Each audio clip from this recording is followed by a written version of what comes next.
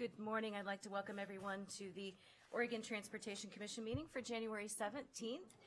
Thank you for your patience.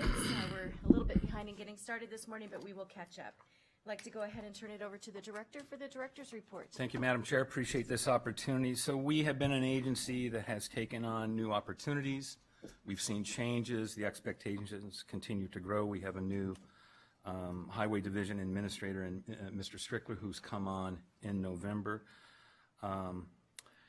In conversations with Chris, conversations with the team, and in order to meet increased expectations to position this agency for the future, as well as the Highway Division, positioning it for the future as well, I have made an additional change at the Highway Division.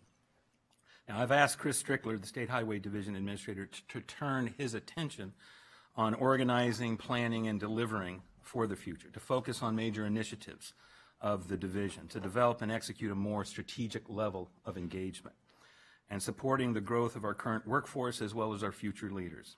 I want him to spend more energy on our external engagement, as well as delivering for the taxpayers in innovative ways that are different than the way we do business today.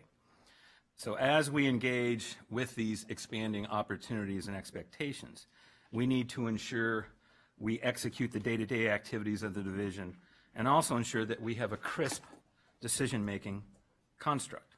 And as a result, I have created a Deputy Highway Division Administrator position. Now, this deputy position will focus on internal operations and be a key driver in executing the change as we move into the future. The deputy position will ensure the highway region managers and the highway branch managers get the support they need on a day-to-day operational basis here. Some of the key areas the deputy will focus on: STIP management. The deputy will provide strategic direction to ensure STIP projects and programs meet their goals in efficient ways. In addition to that, this deputy position will be charged with division coordination. This is reaching across the whole of the agency to ensure that there is that multimodal one ODOT look. The deputy will be working on operational issues with other division administrators and their professionals. This would include things like mobility, our various budget and administrative practices and protocols. Chris and I have discussed this new position and how to fill it, and we look to our own ranks, as this person must know the Oregon Department of Transportation, its people, its systems, its culture, and have a proven track record to challenge the traditional ways of doing business and a track record for success in doing so. So I'm pleased to share with the Commission that Mac Lynn has taken on the new Deputy Highway Division Administrator duties. Mac has held several key positions in his 16 years at the Oregon Department of Transportation, most recently as interim Highway Division Administrator, but also as managing the active transportation section within Transportation Development. So Mac brings to this position an understanding of the division that will allow him to play a key role in the internal operations as we position the Highway Division and the Oregon Department of Transportation for the future. Mac, I'd like you to stand up so everybody can see you. Mac, thank you for taking on these duties. Truly appreciate it. In the same vein, opportunities present themselves as people move on. The Commission may recall we've had the retirement of our legislative budget manager, Daryl Ficker. Daryl was a mainstay in constructing the budgetary conversation for this agency over many years. So we now have an opportunity to streamline and enhance our budget planning, analysis, and service capabilities across the whole of the agency. Now, the Highway Budget Office, which was a standalone office, will now merge with the Legislative Budget Service team to form the overarching ODOT Budget Services Office within Central Services under the direction of Bob Gebhardt. Stephen Hamlin, who was on point with the highway budget delivery, will lead this combined unit. Stephen brings great expertise, wisdom, and experience, and we will have a steady hand overseeing this budget service office. And as we make this change within the budget discipline, I've also requested that Mr. Gebhardt work with the other division administrators and financial leaders throughout this organization to lead a larger review of the finance disciplines of the agency. So given the challenges in front of us and those that continue to emerge, I want our financial functions across this agency positioned for success. So kudos to Mr. Gebhardt and Mr. Hamlin, and we look forward to their efforts. And then finally, Madam Chair, I want to speak about our Transportation Safety Division and an audit that was conducted by NHTSA, or the National Highway Transportation Safety Administration. We fall into Region 10. It did conduct its triennial management review. This review, or this report, details the results of the management review for the fiscal years of 2016, 17, and 18. The management review assessed the adequacy of Oregon's Transportation Safety Division, its organization and staffing, its program management, its financial management, as well as programs, policies, and procedures as they relate to the federally funded highway safety program. For this visit, NHTSA reviewed over 115 project files during its week-long stay in our offices, and I'm proud to report that this review is consistent with the prior 3 triennial reviews, and that NHTSA found 0 findings, meaning no breach of federal or state policy or law. Now, NHTSA did find and have 1 consideration in the area of program management related to sub-grantee files. And while this consideration is not binding or mandatory, using NHTSA's own words, we do see the counsel provided by NHTSA as a way to improve our internal controls with regard to these sub-grantees. So good news. It's always good to have a clean bill of health for all intents and purposes. I send my congratulations to Troy Constalis, his professionals at Transportation Safety, on a job well done. Madam Chair, that concludes my remarks. Thank you, Director Garrett. And often we do read the headlines in the paper of where things have not gone well, and it's good to be able to highlight great work that is happening within the department. And we do have a dedicated and talented group of individuals that work at ODOT, and I want to thank Mr. Gebhardt and Mr. Lind for taking on those new responsibilities as well. So we will move on to public comment, and I have 2 individuals that have signed up for general public comment. And apparently I'm getting the beep to be quiet, or is that, okay, just kidding. 3 minutes for the intro. Was that my 3 minutes? Yeah. Okay, wonderful. So we will go ahead. We have Mr. Mannix who has signed up first. So do go ahead and hit the button. Sometimes it needs a little bit of an extra push. Wonderful to see you. And we have 3, shall we, I need to put, okay, very good. Okay, excellent. Good to see you. The floor is yours. Thank you, Madam Chair, Commission members, Director Garrett. My name is Kevin Mannix, and I'm here today in my capacity as the Executive Director of the Oregon Port of Willamette, which is the proponent of an intermodal facility to be located in Brooks, Oregon. I'm not here today to talk about the substance of the proposals, Millersburg versus Brooks, but I am here today to express concern about the process as it has revealed itself in the last couple of weeks. And as you will see from the attached letter that I've provided to you, which is addressed to Director Garrett as well as addressed to Director Harder of Business Oregon, I would characterize the process in the last couple of weeks, unfortunately, as Kafkaesque. We were provided on Tuesday with what was called a draft report by the Tioga Group, which was the third-party reviewer as to the proposals.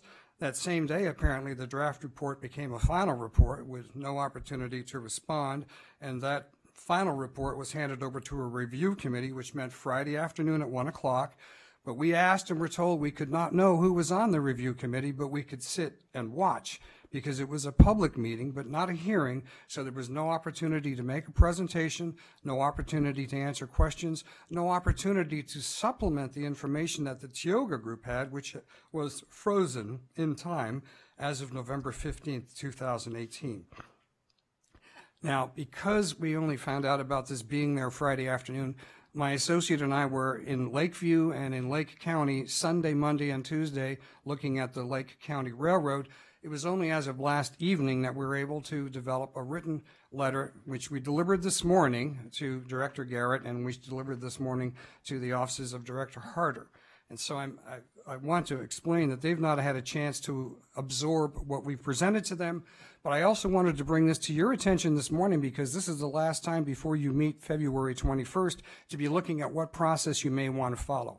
Informally, the directors may decide to allow us to present a letter of response to the Tioga Group recommendations and correct inaccuracies, respond to analysis that we don't agree with. And I'll give you one example.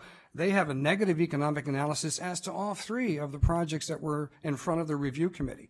And yet there were 4 other economic analyses that were favorable to the cost effectiveness and future capability of the projects in Treasure Valley and either the Millersburg or Brooks project in this area. So there is a lot to respond. We suggested a hearings officer in the letter to you, but actually informally, if we are permitted to send in a letter to Business Oregon and to have some interchange with them and to Director Garrett, we would like to be able to provide them with information that's not formally in the record that I think makes a big difference. Thank you. Well, thank you for this information. Obviously, I don't want to respond without reading it and having a chance to talk with the director, but very appreciative of you making time to be here today and to raise these concerns and bring that forward. So we will get back to you, and thank you very much. Thank you. And yes. I did stay within the 3 minutes. Oh, yes, well done. Thank you. Okay, so Director Garrett, we will have, okay.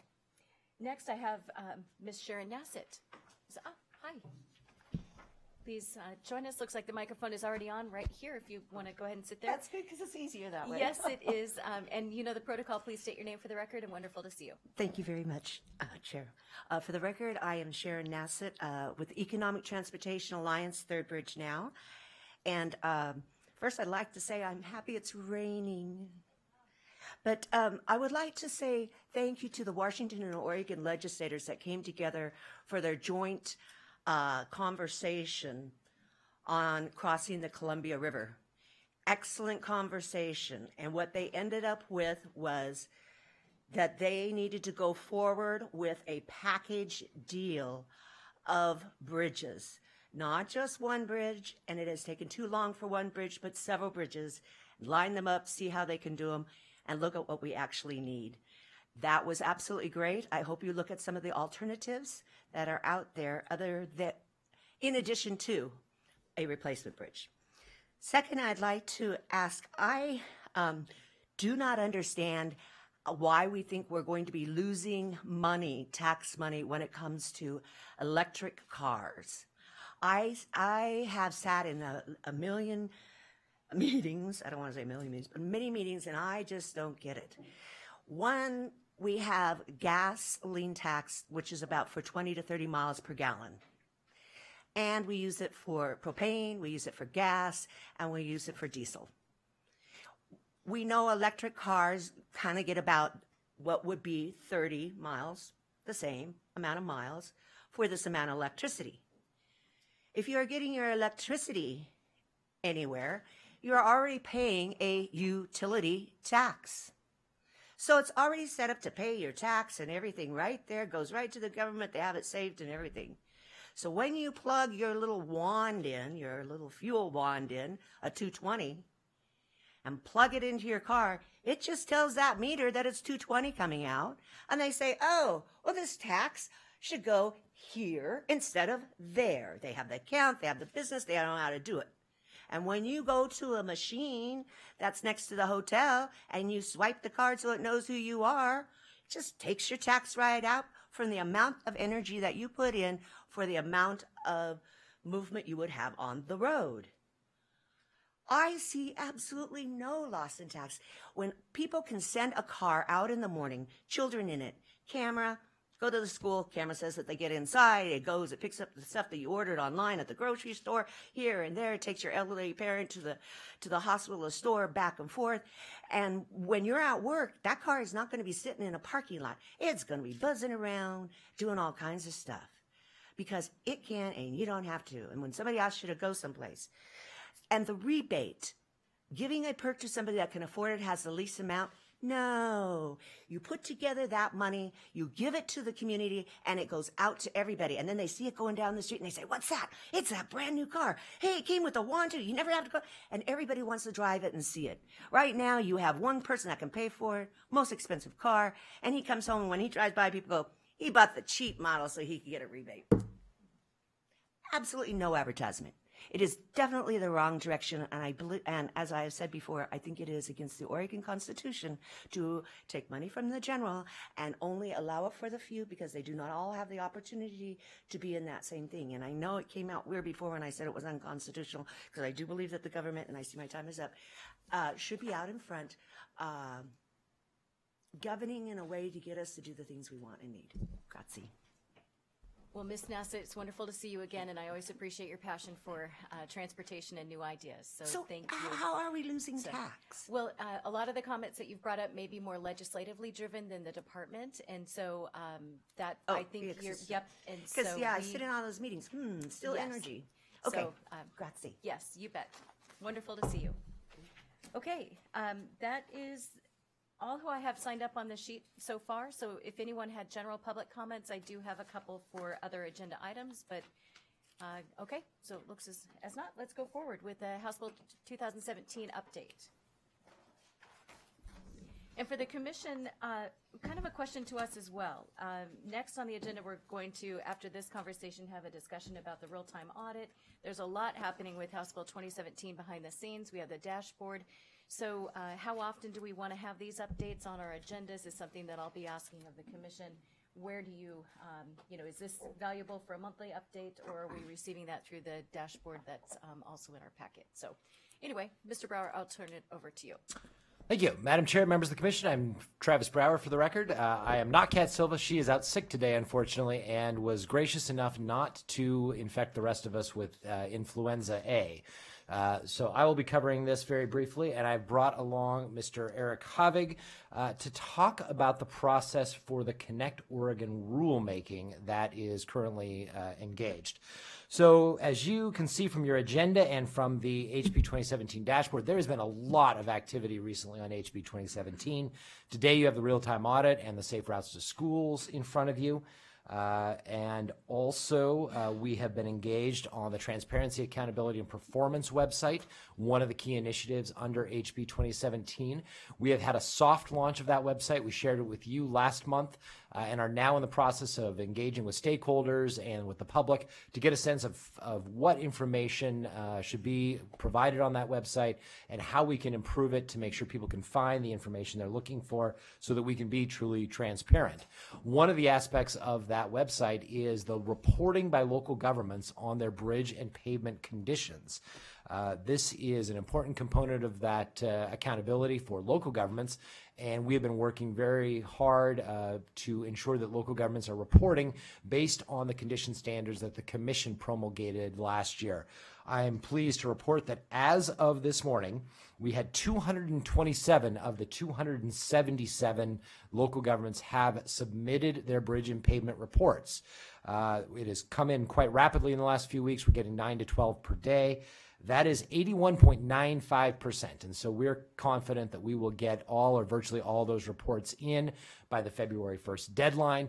We will then be amalgamating that information into a report that the Commission will approve in March as it's due to the Oregon Legislature by April 1st, showing the condition of the system, providing a good baseline of information. You have in your packet a summary of the dashboard showing all of the initiatives in HB 2017, similar to the one you received back last August across the entirety of the bill. You also have a summary of what is to come in HB 2017. What I think you'll notice is that some of the initiatives have been completed since your last full report, so we're making great progress. We have a one-page summary included in here that shows the progress to date, particularly for 2018. And it makes me tired just looking at how much we've accomplished over the last year. And obviously the Commission has spent a lot of your time working on this as well. So thank you for helping lead us through this great big body of work. Coming up in the next several months, when you look at this summary of what is to come, you'll notice there's still a lot of work coming up in the next couple of months. Really, through April is a very intense period as we have Safe Routes to School approval today, the first round of the statewide Transportation Improvement Fund, Connect Oregon projects that Mr. Mannix referenced, as well as that accountability and transparency report to the legislature. A lot of stuff coming at you. There's going to be a little bit step down over some time, the spring and then summer. There's still some important things coming forward, but I think that we will have put a lot of HB 2017 effectively implemented and put it behind us and sort of mainstreamed those programs. One of the big things that will be coming up is that Section 45, what we call the triggers report, that will be coming later in the year, that the commission will have to certify that we have met all of the conditions for increasing the fuels tax by 2 cents on January 1. And so we are well on our way. We expect that we will meet all of those requirements. No challenges there, but we will be bringing that back to the commission later this year. So with that, I will turn over to Mr. Havig to be able to talk about the Connect Oregon rulemaking process that is currently engaged, and we'll be happy to answer any questions. Chair Boehne, members of the commission, for the record, Eric Havig, Planning Section Manager for ODOT. And I've been asked to give you a quick rundown of what we've been doing in the Connect Oregon rules making process.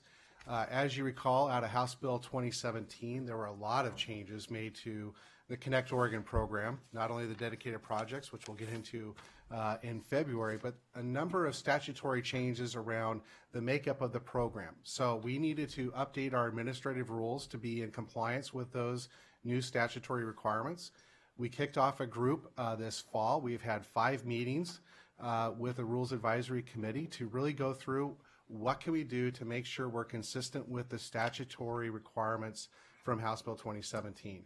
And we have prepared what I would call a version of around 90-95% correct for how we think the rules can be promulgated and taken forward for adoption consistent with the statutory requirements. Some of the things that we've addressed, we wanted and needed to define statewide significance. We now have 2 parts of the program. There's more of a statewide significant portion and a more of the traditional Connect Oregon program. So getting those definitions really understood. Match requirements. House Bill 2017 has some different match requirements for Class 1 railroads versus others. We also want to get more clarity on what would count towards match, so we make sure that projects are truly ready to go forward in the process and being constructed. And then we also did a few steps to streamline the process. We heard clearly from the Joint Committee on Transportation in 2017 that they were looking for ways that the program could be more efficient. So we looked at our review processes, and we've actually combined up some of the steps to make it more efficient. We've done a bunch of other changes as well, but those are some of the highlights. During the process, we've also flagged a number of potential areas that we can consider that the group flagged that might even be potential statutory changes to make the program more effective, more efficient. We flagged those things, talked about them as a committee, and made them available to stakeholders if they choose to take those. We did not make any recommendations as a group. We just flagged them as potential issues. So right now, the rules are getting into a final draft version. What we intend to do is put a bow on those for the time being to wait to see if there's any additional actions taken in the 2019 legislative session around the Connect Oregon program. We don't want to go forward, adopt a set of rules, and have to come right back and redo those rules again with some of those changes. So if there are no changes from the 2019 session, we think we're going to have something pretty close. We'll be able to bring that right back out and start the rulemaking process. If there are changes, we'll bring our Rules Advisory Committee back together and address those changes and then bring something forward. So making good progress, really good commitment from our Rules Advisory Committee, and a lot of great results so far. And this is one of the really important programs for the off-system improvements, and it, you know, there have been some changes, but I think being able to work forward in a collective way to get those rules in a manner that stay and honor the way that the legislature wants us to go as well. I very much appreciate your work on that. Thank you. Any questions or thoughts on this so far? Okay. Anything else, Mr. Brower? Nothing on our end. Okay. Well, it's a good tee up for the next conversation about a real-time audit in terms of the House Bill 2017 work. Thank you, gentlemen, and I'd like to, so we need to approve thank you. Vice Chair Van Brocklin is keeping me honest. We do need to approve the update. So if we could, we are receiving the monthly report, and if we'd like to approve I move that. approval. Excellent. Any further discussion? I know these are just fickle, aren't they? Yep. All those in favor? Aye. Motion carries. All right, thank you very much. Okay, so next we have a discussion about the real-time audit with the Secretary of State's office. And I just wanted to note that one of the things that yes, all the auditors, yes, hello, good to see all of you. I wanted to just note there is a lot of interest right now in audits in state government. And one of the things that I appreciate most about the Department of Transportation and the leadership here is the willingness to embrace how we continuously improve and always look for ways to better ourselves so that we know what's working well and we know what maybe we need to be looking into to make sure that we can either get ahead of it or course correct. And so I just see a brilliant team here who's walking us through that, and I very much appreciate the idea of a real-time audit as well, because that tells us not after the fact, but while we're putting something together, what we need to be looking into. So, Ms. Hartinger, shall I turn it over to you? And I just, starting with gratitude, thank you for being here today. Great. Thank you, Chair Boehne. Good morning. So, Chair Boehne, members of the Commission, for the record, my name is Marlene Hartinger, Chief Auditor for the Department. I'm pleased to be here today with representatives from the Secretary of State Audits Division. With the passage of House Bill 2017, oversight of internal audit was elevated to the Commission. We've been pleased to share our work with you and include it on the consent calendar today as a program report with our quarterly activities.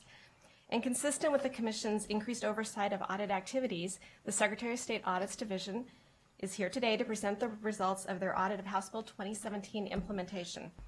This was a new real-time audit process, and the Department appreciated the Audits Division's insights and recommendations for further strengthening the development of our programs. With that, I will turn it over to the Audits Division. Thank you. Good morning, Chair. Thank you for having us, members of the Commission. Honored to be here. We always love coming and explaining our work and taking questions for our work. So we're proud and pleased to be here, and we'll definitely leave time at the end to answer your questions. My name is Kip Memmott. I'm the Audits Director for the Secretary of State's Office. With me is Jamie Rawls. She was the Audit Manager for this project. And Casey Kopcho, who was the audit lead for this project. And Casey, before he joined us, among other stops, was with the Texas internal audit for the Texas Department of Transportation as well. So we try to lever our internal expertise. I'm going to be minimal and get it to the meat, the people who do the work and the results, but I just wanted to say a couple things right off the bat here. I want to thank ODOT and the Commission.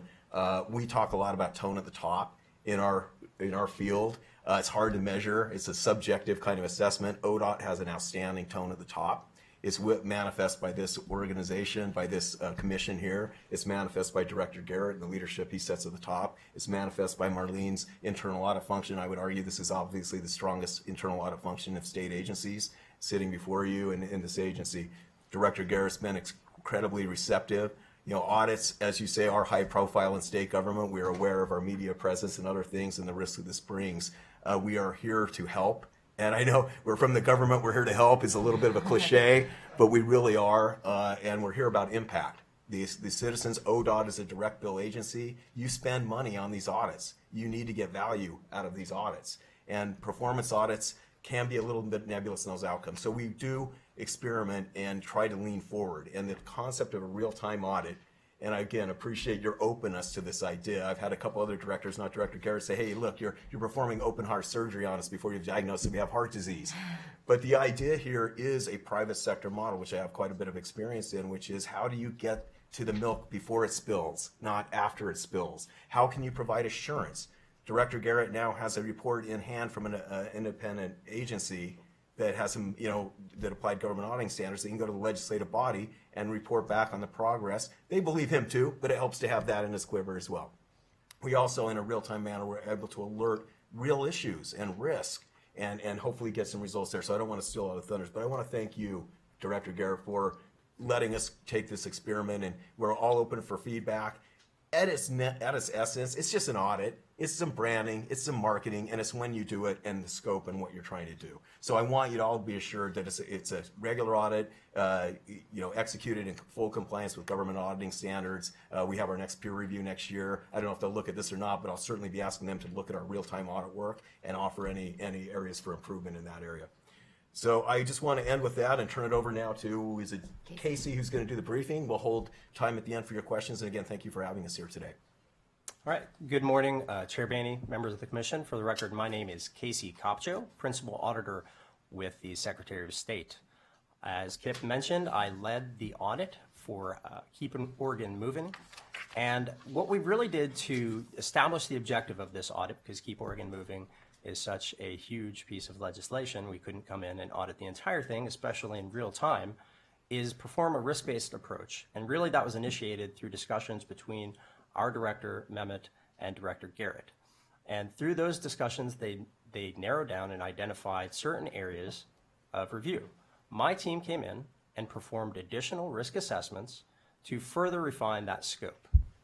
Through that, we were able to eliminate some of the lower risk areas in a real-time manner, such as the Public Accountability Transparency website, and focus instead on the statewide Transportation Improvement Fund and the Safe Routes to Schools programs, accountability, equity, and transparency. For the remainder of the presentation, I'll refer to the two as transit and as Safe Routes, just so that I don't have to say the entire thing, to be quite frank. So as Kip alluded to, and we've discussed already a little bit, we deployed a real-time approach in this effort, and that really allowed us to look at some of the things that pose potential risk in the future as opposed to a traditional audit where we would come in a year or two later and say, well, there were some certain inefficiencies or ineffectiveness or maybe some mismanagement of dollars that happened in the past. Now, by coming in while the process is ongoing, we're able to identify those areas and hopefully help mitigate where things could go wrong in the future. So what did we find during this real-time engagement? With the two programs, we found that both of them lacked key performance measures, specific targets to measure the success of the program. And what this means is that going forward, regardless of how the program turned out, we wouldn't be able to say whether or not the program achieved what its target goals were, achieved legislative intent, or the intent of the agency. And with respect to transit, we did note that there were key performance measures from the legislature that were enacted, as well as performance measures in a recent Oregon Public Transportation Plan. However, again, no specific targets for those measures existed. With respect to the Safe Routes program, we noted that due to staffing challenges, there is no ability to go out and actually set a baseline metric for ridership, for walking to school, for biking to school, for the number of programs or applications or letters of intent for the applicants for the Safe Routes program. Still, there were no targets for any of those metrics to be determined. The second finding that we had that relates to both of the programs is that neither of them had certain documentation for processes within the program.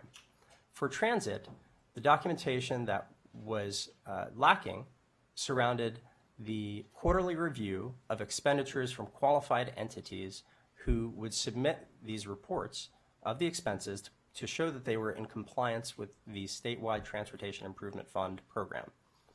And basically what that means is every quarter, the qualified entities who are receiving the money send a report to ODOT that says, here's how we are using this money to show that we're using it correctly. Now, there is guidance to show how the applicants or how the qualified entities are to submit those reports. However, there was no guidance to show how ODOT reviewed those reports when they came in for consistency. Additionally, there was no documentation to show if they are in noncompliance, how do we withhold, when do we withhold future program payments to those qualified entities, and what constitutes the necessity to do so. For the Safe Routes program, one of the challenges is that ODOT is both an applicant and the scorer of applications. And so to show fairness and equity among the applications for non-ODOT applicants, there was no program documentation that demonstrated how the applicants would be scored and monitored, applications rather, to show the segregation of duties there, that perhaps separate people would be applying and scoring the applications. In addition, there are certain calculated fields that, or rather, there are certain manually calculated fields that are submitted by the Safe Routes applicants that could have an impact on the money they receive. And there was no documentation that showed how those fields are going to be verified by the Safe Routes team when they are submitted. We did note that the Safe Routes team is expected to finish a comprehensive manual that outlines some of these policies and procedures. Our audit concluded at the end of last year. That manual was expected to be finalized at the beginning of this year. You have a question? I do. Sure. Based on that previous slide, you got on the, let's see, the second bullet point, the first sub-bullet point, policy that ensure fairness between ODOT and external applications. Who's to define fairness? Is it at the commission's discretion, or is it the auditor's discretion to define what's fair? So you'll have to excuse my attempt to list in very few words in a bullet point and articulate the point that I was trying to make. The purpose of that is to demonstrate to the applicants who are not ODOT that the process by which the applications are scored are looked at in an objective manner, and that ODOT does not maintain an advantage because ODOT is both an applicant and the scorer of applications. So ODOT cannot just arbitrarily elevate the status of an ODOT application over one that is, say, from Harney County. Gotcha. I would submit that we may want to have that conversation. I'm sure we'll go to what the next steps are, but we would want to do that in concert with those so that there's a, those that we are serving and we are also the applicant ourselves have a say in what would be fair. Seems logical, but obviously we're not fixing it on the fly here. But thank you, please. Sure. So the third finding that we'll discuss here is the role of the active transportation liaisons who are out in the field, who are out in the regions. They performed a number of duties as it relates to the Safe Routes program. And really what we found was some inconsistency with how they carried out their function with that role. For example, in Region 2, the active transportation liaison was very proactive in engaging the community, whereas more so than in some of the other communities. And so what really we looked at here was just some well-defined job duties and expectations as it relates to what their role is in Safe Routes. Now, they perform a number of other roles and duties within their job, and so they have some job duty descriptions, but none as it related to Safe Routes. So for the recommendations, they're based on those three findings that we just discussed. There are 2 for the transit piece and 5 for the Safe Routes piece. For the first, for transit, the development of the documented procedures that we discussed as far as reviewing those quarterly expense reports. And second, to establish and document and communicate the performance measures of the program. For Safe Routes, the development of the documented policies for the application approval, review, and monitoring, training for staff who score and prioritize those applications, development of expectations for those active transportation liaisons, improvement of automation for the applications. Now that relates back to what we talked about with the calculated fields that were manually calculated. There are some instances where that could be automated, thereby reducing the risk of a mistake upon entry and then reducing the risk of a mistake upon review of that entry. And then establishment again of the key performance measures for the Safe Routes program. And so I'll turn it over to the audit manager, Jamie Rawls, who will discuss some of the reflections and lessons learned in the real-time process. Good morning. For the record, my name is Jamie Rawls. I was the audit manager on this engagement. And so I just wanted to end with just a little bit of reflections kind of on how this whole process went and how we felt like things went at the end. We had a good conversation with ODOT management and with Director Garrett and kind of shared our thoughts afterwards. And I think the consensus was that it really was a win-win for both agencies. It was interesting navigating through this, again, being at real time as opposed to us coming in after the fact. So we had some discussion on, is this a finding if there isn't an effect? It's a potential effect. Something could go wrong with what we're seeing, but it hasn't gone wrong yet. So once we got past that, and just learned our way through this, I really felt like it was an interesting and it was a win-win for both entities. We were able to give memos out in a timely fashion when we did identify something. So we have those at the end of the audit report. We sent those over to the agency. We identified any concerns that we had after we talked with them, and they were able to be corrected in real time as well. So that was a great opportunity so that when we issued our report, ODOT could respond, we already corrected this. This is already solved.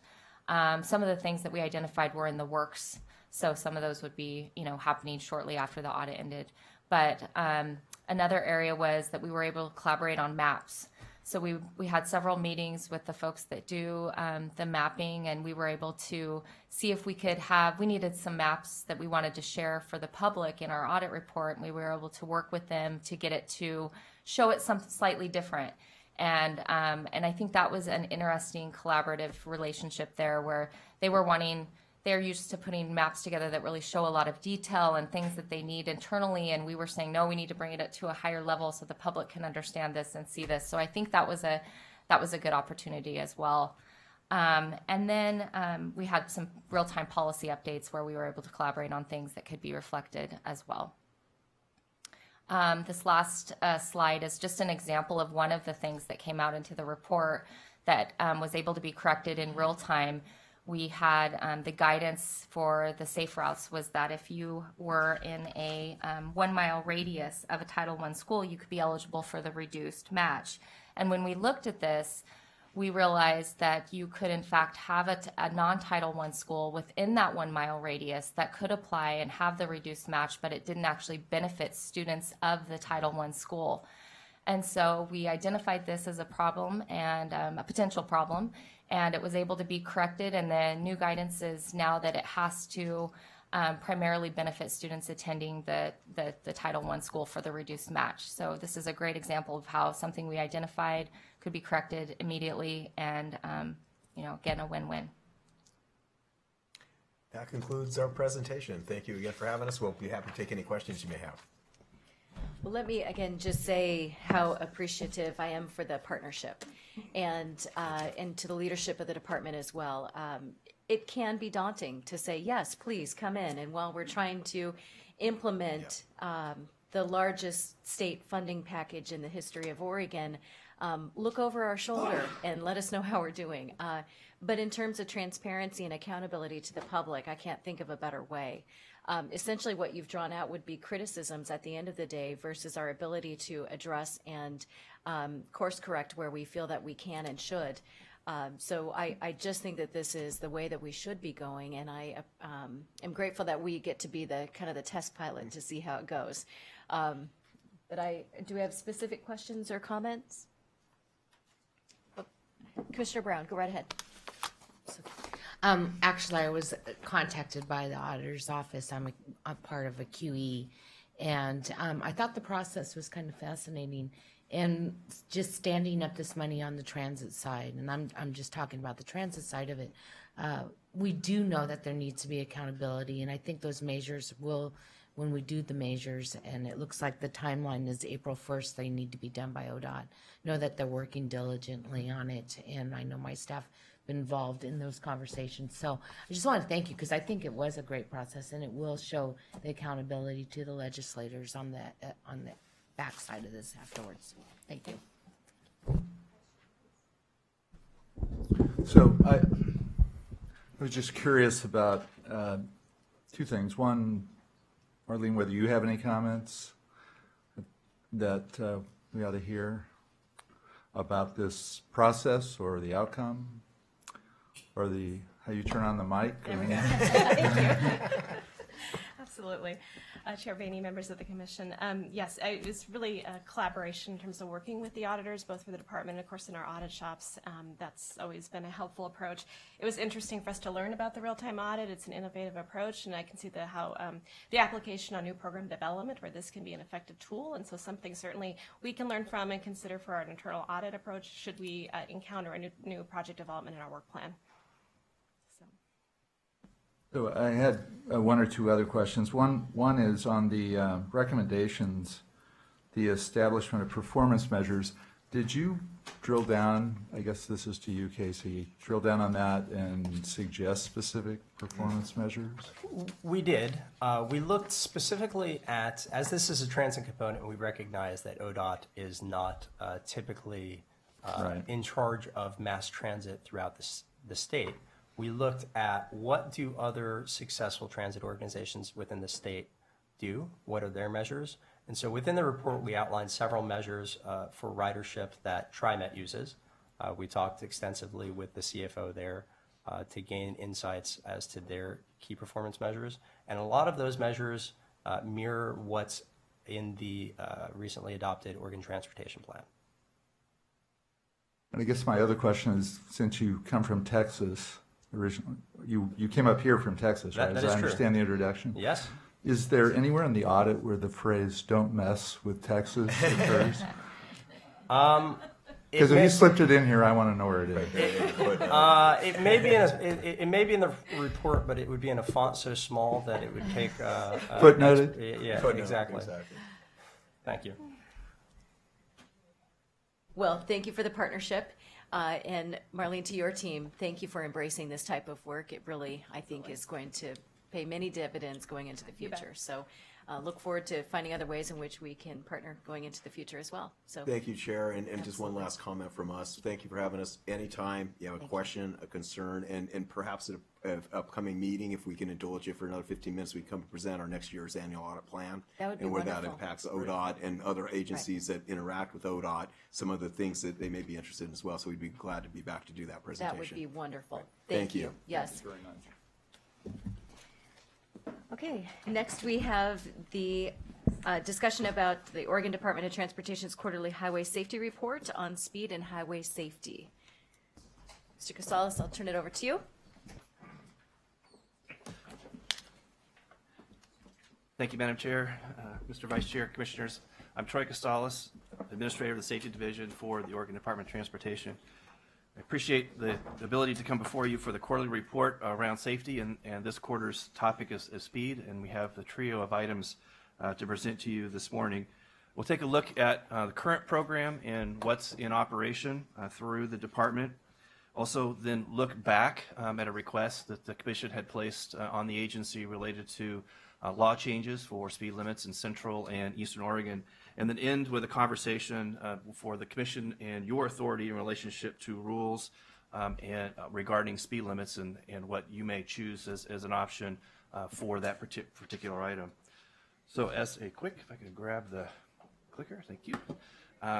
Quick background review related to the area of speed in highway safety.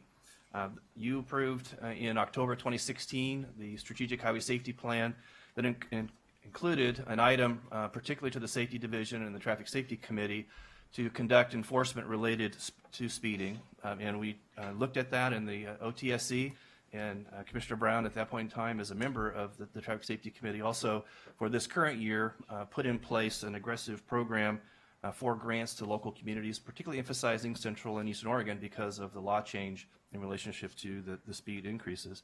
There's a companion action in the infrastructure side of this plan that talks about setting appropriate speeds in relationship to the context, the users, and the community needs as well. And that leads into some of the discussion as part 3 of this morning's conversation. Our annual highway safety plan that you get a chance to see and approve in May of every year, this is the implementation side of that strategic plan. And as I mentioned, Commissioner Brown was involved in activating that particular plan. And joining us this morning in the audience is Ms. Kristen Twingy, who is the Safety Division's program manager, where speed is part of her portfolio in getting the work out. Speed is one of the top 3 items in relationship to fatal and serious injuries in the state of Oregon. You can see here for the past 3 years, there's quite a few individuals that have unfortunately perished in crashes that involve speed. Speed can be one of 2 things. Speed faster than the posted sign or too fast for conditions. So you can look at that typically in a situation where you may have snow or ice. You may have a 55 or 60 mile an hour or even a 35 mile an hour sign, but with snow and ice on the ground, going that fast is too fast. So there's 2 elements to determining what may be considered speed-involved fatal or serious injury crashes. This is a graphic that we've shared with you before, but just to show the relationship between the top three driver behavior errors in relationship to speed, alcohol, and not wearing seatbelts or no car seats. These three typically represent between 60 to 62% of the driver errors involved in fatal crashes. The circles related to speed and alcohol involve all road users. It includes pedestrian, bicyclists, motorcyclists, and motor vehicle operators. The no belts circle does not include pedestrians and cyclists, as no belts are required in relationship to that mode of transport. But you can see, the two largest individual numbers inside of this area related to speed and speed alone. That's 70. That means 70 per year where people die. They are not under the influence of alcohol, and they are wearing their belts. But speed involved in that particular collision, there's just so much energy release that even the safety features of that vehicle are not able to save the occupants. The second number, 72, indicates that somebody involved in that crash was impaired via alcohol. They were not speeding, and they were wearing their belts, which is a rather interesting phenomenon in Oregon about the fact that we have such a high safety belt use rate within our state. Part of the program also is outreach and education. So I have a 1-minute YouTube PSA that I would like to share with you. What we do is try to blend the outreach and education with the enforcement. So we let the community know that enforcement is underway and that you may see officers out there in relationship to enforcing the law. Typically, we'll do that to tee up a moment in time when enforcement then comes in. This gives, if you will, the little p political permission for officers to do their work in life-saving efforts related to speed enforcement. So see if we can bring up that YouTube video for you. And we're using a local officer in this particular item. We try to take those individuals from the local community, so just in case they're a local celebrity, if you will, in relationship to the outreach. I'll go ahead and, you want me to go ahead and go on, and we may come back to that particular PSA. Okay. This particular slide just wanted to highlight for you that the legislature also has been involved in multiple facets related to speed. And in this past year, in 2017, the legislature modified the photo red light camera situation within local areas around the state so that those cameras, if they do detect somebody that is speeding, local entities have the ability to also see for their law enforcement to cite for speeding through that particular area. So I'll see if I have the control and back up to, there we go.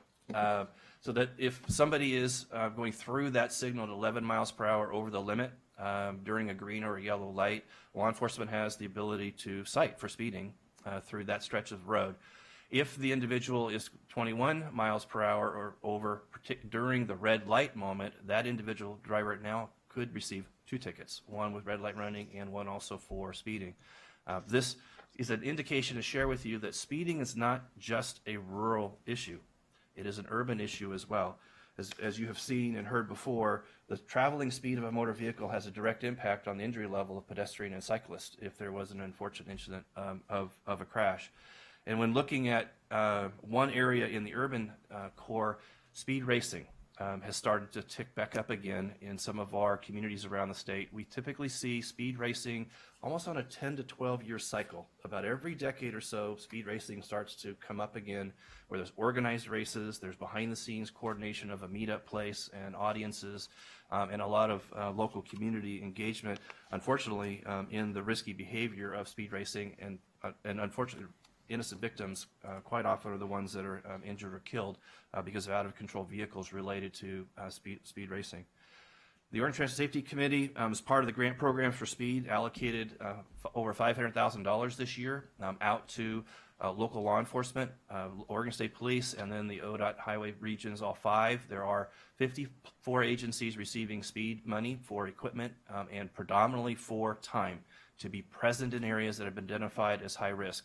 You'll notice that the Oregon State Police, that money is all totally dedicated to state highways, non-interstate. And you'll hear later in the presentation as to why. It's part of the problem identification that your staff in the Safety Division walked through, Ms. Twingy walks through, and then presented to the OTSC related to where should we target the funds to make law enforcement present. the one line item for the Oregon State Police, that amount of money gives them 1,500 hours of dedicated time towards speed enforcement. And then the local agencies, as identified, dozens, if not, close to 100 hours each related to their local law enforcement. How does the OTC engage in the area of speed? Just as going from right to left on this slide is you have the policy plan, the implementation plan. You do see through your work when you pass the STIP and then amendments to the STIP, there are items in there related to speed for work zone, also for speed limit setting, and your authority under rule that you maintain. So all of those things coordinate to give us, staff, the direction from your chair as to what we need to do to try and counteract the issue of speed being one of the top 3 driver errors in relationship to fatal and serious injuries. Conclude this overview with leaving you with this one slide, and you will see the slide pop up again later in this trio of conversations, and that is statutory set by the legislature clearly defines on the lower speed limits where certain limits are to be applied, and in statute defines in the higher speed limits where those then are to be applied in the criteria. You as a commission then fill in the middle.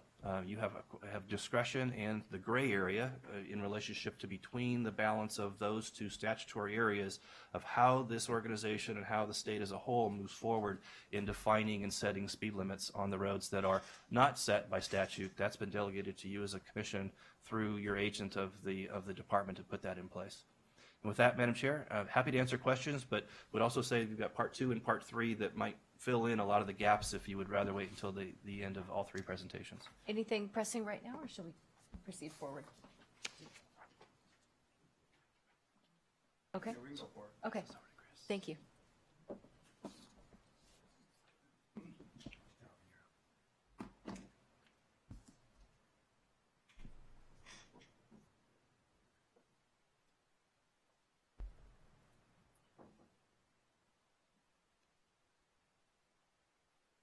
Great. Dr. Mansour, please. Okay. Yes. Madam Chair, members of the Commission, Director Garrett, thank you for this opportunity to present the results of a data analysis I did on speed and volume and crash changes on the roadways where the speed was changed in Eastern Oregon. Briefly, the method I used to do this preliminary data analysis was a control and method compared to the segments where the speed was changed. So the speeds were increased to 70 miles an hour for vehicles, 65 miles an hour for trucks. The control segments that I chose for that were 65 mile an hour segments, freeway segments. The roadways, and I have maps that will show this on the next 2 slides. For the roads where the speeds were changed from 55 to 65, I selected roads that were 55 mile an hour segments. So the speeds were changed on approximately 1,400 miles of roadway, and I'll explain the data I used in the speed and crash analysis on the upcoming slides. So you're familiar with the roadways that were where the speed was changed. I-84, where the speed was raised to 70, and then the Idaho, Oregon, Nevada highway down in the corner of the state is mostly a 2-lane road that was also increased to 70 miles an hour. And then the primary highways and primary travel highways in Eastern Oregon where the speeds were increased to 65 miles an hour. The control sections that I chose are shown in red on the map to match to the 70 mile an hour sections, the piece of I-84 from just outside of Portland to the Dalles, and then I-5 from Wilsonville to north of Eugene. The challenge with finding control segments for the highways in Eastern Oregon is that the major volume roadways were all chosen for speed increases. So I picked the remaining highways in Eastern Oregon that I thought were the most comparable, and then selected some highways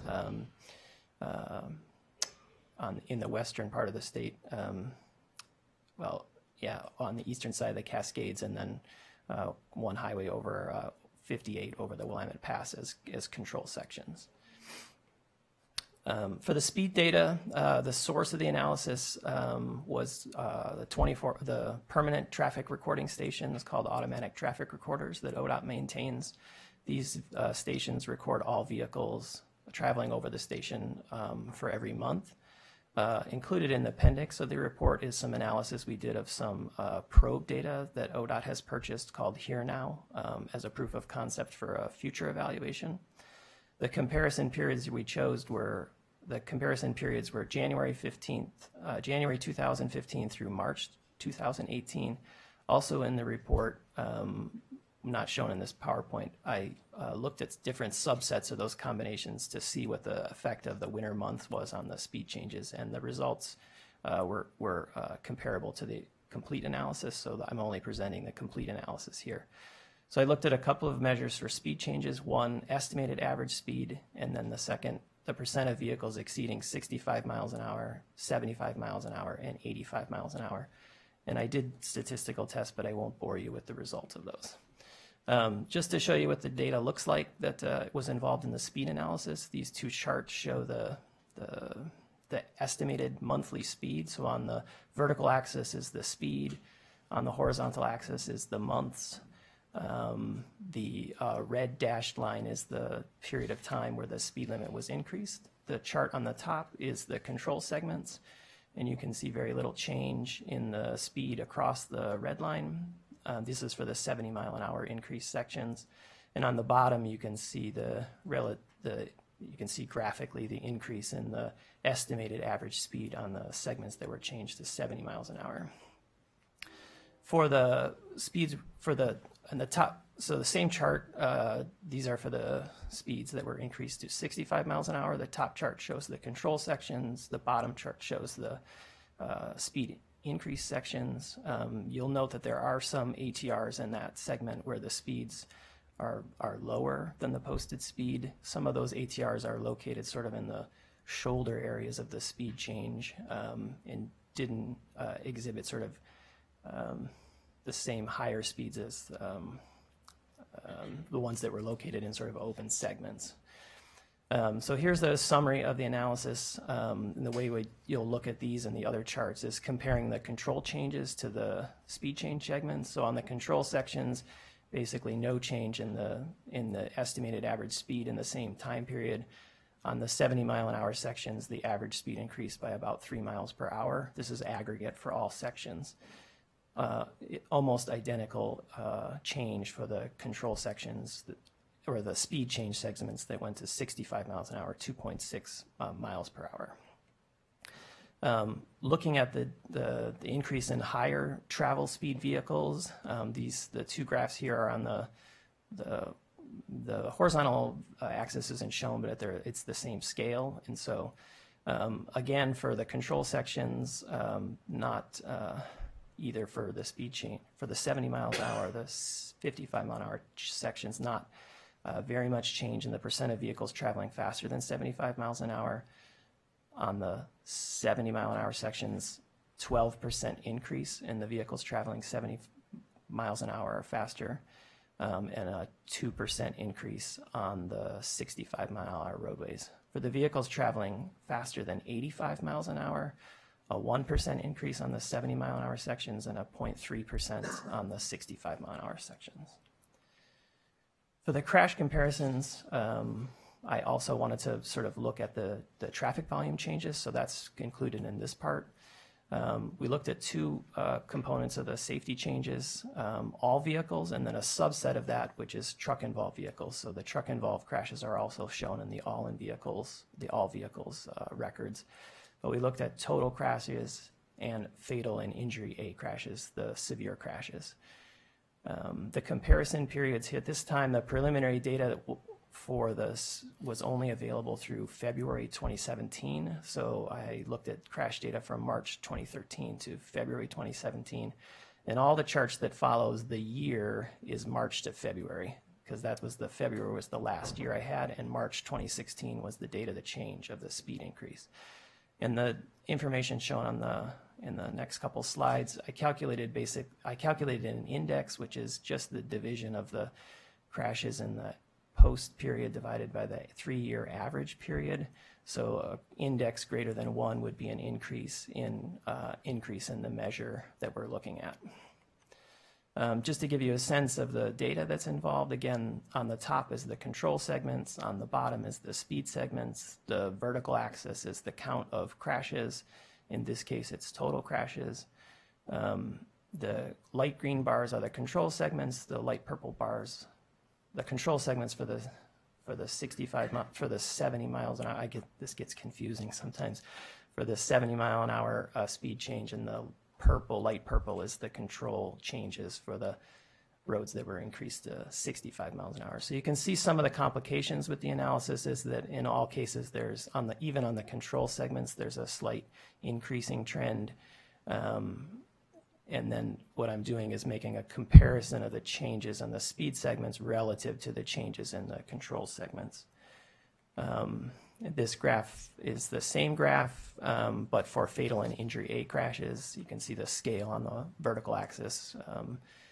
It is much smaller, only 50, goes from 0 to 60. But again, that sort of same timeline trend that we're looking at. So boiling it down to this comparison graph where you can sort of maybe wrap your head around the changes that this preliminary analysis showed, is the top line shows the total monthly volume change. And this was derived from the same data that I did the speed count, the speed information was from. So roughly not very much change in traffic volume. The total crashes, the light green bars are the control segments. So the total crashes, the index change compared to the 3 years prior was a 20% increase in crashes, and the index for the speed change segments was 1.75. For the fatal crashes, it was comparable to the control segments. For the trucks, an increase. Almost twice as much truck-involved crashes on the compared to the control segments, and for the fatal and injury A crashes involving trucks, less change on the speed change segments than on the control segments. For the 65 mile an hour speed increase segments, again, roughly the same change in volume between the control and the speed. An increase in total crashes, an increase in fatal and injury A crashes, an increase in truck-involved crashes, and an increase in fatal and injury A crashes. So summarizing the preliminary observations, both the average speeds were observed to increase. There was an increase in the vehicles traveling at higher speeds. On the roadways that were increased to 70 miles per hour, again, an increase in total crashes, no apparent change in fatal and injury A crashes, an increase in truck-involved crashes, and a possible decrease in truck-involved fatally injury A crashes. And then for the roads in aggregate that were increased to 65 miles an hour, an increase in all 4 categories. So some limitations, the ATR data includes all vehicles. In some of those stations, there is heavy truck percentage. So the actual speed in the data that I had did not differentiate between cars and trucks. The here and now data did differentiate between cars and trucks, and the speed changes were almost the same between cars and trucks. The ATR coverage is somewhat sparse for the 2-lane segments in Eastern Oregon, so there's good coverage on the freeway, but not a lot of speed stations on the 2-lane segments where the speed was changed. And I didn't look at any information about the speed differences between the cars and trucks because there is differential speeds posted here, but I did not have a chance to look at that at this preliminary analysis. The important thing to note is that the safety analysis is preliminary. Generally, the guidance is in best practices for safety analysis is to have 3 years of after data. So this is only 1 year of after data. The method is basic, even though I used control segments. I would say they're not ideally matched, and the method is by no way statistically rigorous. It's a preliminary look at the crash information. I think it's important to note that the 2017 crash data is preliminary that I had for the analysis. Subject to change, it was still going through its final quality control. And probably most importantly is the months of January 2017 and February 2017 had, I guess, unusual winter weather and could be contributing to the observations of the increased crashes. So with that, and I realize I forgot to state my name for the record. My name is Chris Monsier. I'm professor and chair of the Department of Civil Environmental Engineering at Portland State. So thank you. Wonderful. Well, Dr. Monsier, thank you so much. I am grateful that you are doing this work and I am not. This is something that we are monitoring and we really take very seriously in terms of our responsibility of making sure that we are creating a, a safe transportation system for the state. And with that, we need to have the information to be able to make informed decisions.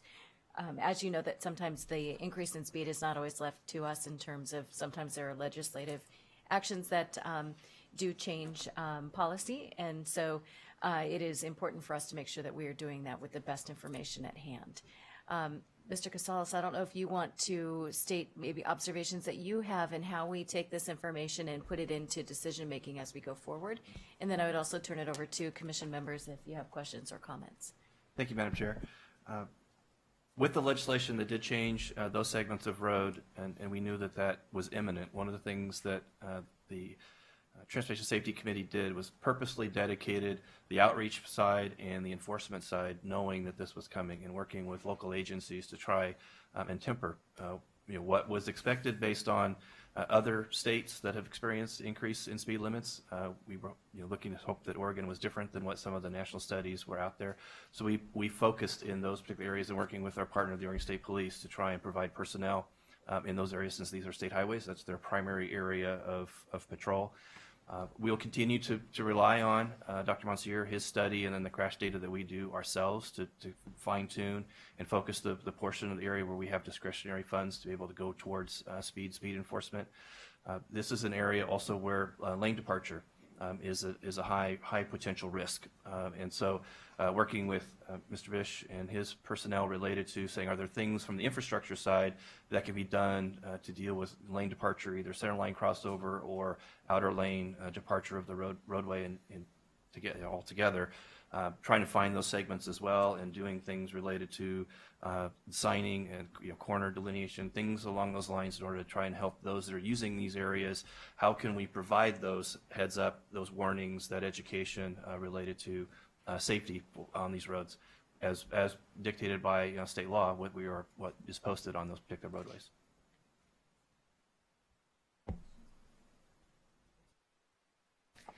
I just wanted to thank you and your staff and the safety committee for the work they're doing, because I know that they really look at this data.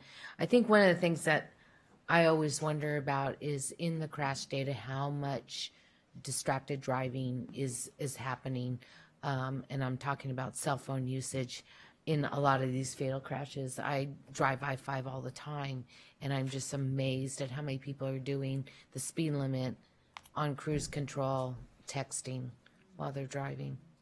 So, Madam Chair, Commissioner Brown, I appreciate you raising the distracted driving issue. We know as a state that's underreported because there are situations where individuals will not admit to that they were using an electronic device, and an officer can only go by the witness statements, and sometimes we hear people say, why aren't you looking at the cell phone or the tablet or whatever the device is to see whether or not they were active at the time? Well, that is a search and seizure issue where law enforcement would have to get a warrant, court-issued warrant related to being able to look at the device. In situations of serious injury, potential fatal or fatal where that is a crime scene, law enforcement will go through that effort. But in situations where there may not be injury, that particular step is not followed through related to that. So we know it's underreported. We all see it in our different modes of operation. It's in and around us. And our hope is that the new law and a focus in that area through the OTSC and our programs around Safe and Courteous, that we can try and push on that behavior and curb that as well. Because it has a face in that trio of areas, which is right now, we just know it's not reported as high as we probably all feel is actually happening. Too bad we don't create a citizens type of reporting. I mean, it's scary when you see someone who's really not paying attention to the road, and you know that they're a detriment to another family or, you know, themselves. But I've been looking for a policy on common sense for a while, and I don't know that that's not before us today. So, moving on to item 3, shall we go forward with the next part of this? Thank you so very much for that research and information. And an individual who almost needs no introduction, but Mr. Mather, wonderful to see you. Likewise, Madam Chair, Paul Mather with the Highway Division. I just wanted to set the stage a little bit before Doug and Mike get into talking about the next agenda item. One of the things I've been doing over the last several months is convening a group to talk about speed limits. Speed limits and speed has been a growing topic as we try to deal with the serious and fatal accidents that Troy has been talking about and deal with safety. We have been talking a lot of jurisdictions about speeds and how we set speeds limits specifically. So last several months I've convened a group, just a working group with cities and counties for us to communicate with each other what it is that we're thinking about, proposed legislation, possible solutions, just also so we understand each other's concerns and just viewpoints and where we're coming from. That second slide there I'd like to speak to here, if you'd pull that up, just to illustrate what the group has been talking about.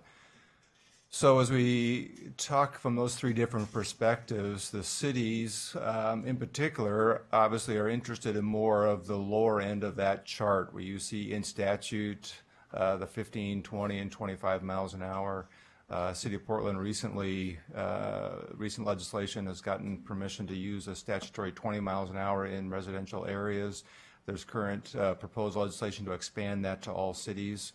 There are also proposed legislation to increase the use of photo radar in a couple different ways in those urban settings to help. So we've talked about that. On the rural side and the county side, they're on the kind of the other end of the spectrum there. There are concerns more around rural subdivisions, how basic rule applies to gravel roads. That end of the kind of spectrum is where they're seeing more of issues that they have struggles with. They don't have proposed legislation at this time to deal with that. On the ODOT side, which is going to get into the presentation here in just a second, is really that middle gray box. So how do we set speed zones? And Doug's going to walk you through how we do that and some potential changes for that. As we go through those changes, and the recommendation, specific recommendation we have before you is to start the rulemaking process and set up a advisory group to form the draft rules. The group that I am chairing will continue to work and continue to advise the working group in development of those. In fact, 3 of the members that are on the speed panel are part of our group and very active in our group, so 3 of the 5 are already highly engaged. The purpose or the role that I see the group that I've been chairing will continue to challenge and engage in information, not only what we're seeing on the national stage, but the international stage, and just inform that process as those 5 members of the speed panel do their work and in the capacity of advisory group, making sure that they're pushed and challenged of how they do their work. So again, we're about safety, and we're trying to better inform our speed and speed zones in the aspect of reducing fatal and serious crashes on our system. So just that a little bit as a prelude is that group that's been working and trying to get our arms around legislation that's coming up. I guess I'll let Doug go through his presentation and we can talk more about the specific recommendation. Paul, in your group, is there much discussion of the challenges of speed limit enforcement? Yes, you'll see that in Doug's presentation. That's one of the things as we try not to set speed traps and really try to help law enforcement do their job as well. So that's one of the factors that we talk about. But clearly also the lack of enforcement is a significant issue, and that's another issue that's going to be in front of the legislature, at least from the OSP side. of things. So that variable or part of the equation, again, as you'll see in Doug's presentation, there's a lot of variables in the equation that add up to how do we set speeds and do it in a way that best provides the safest system we can. Thank you.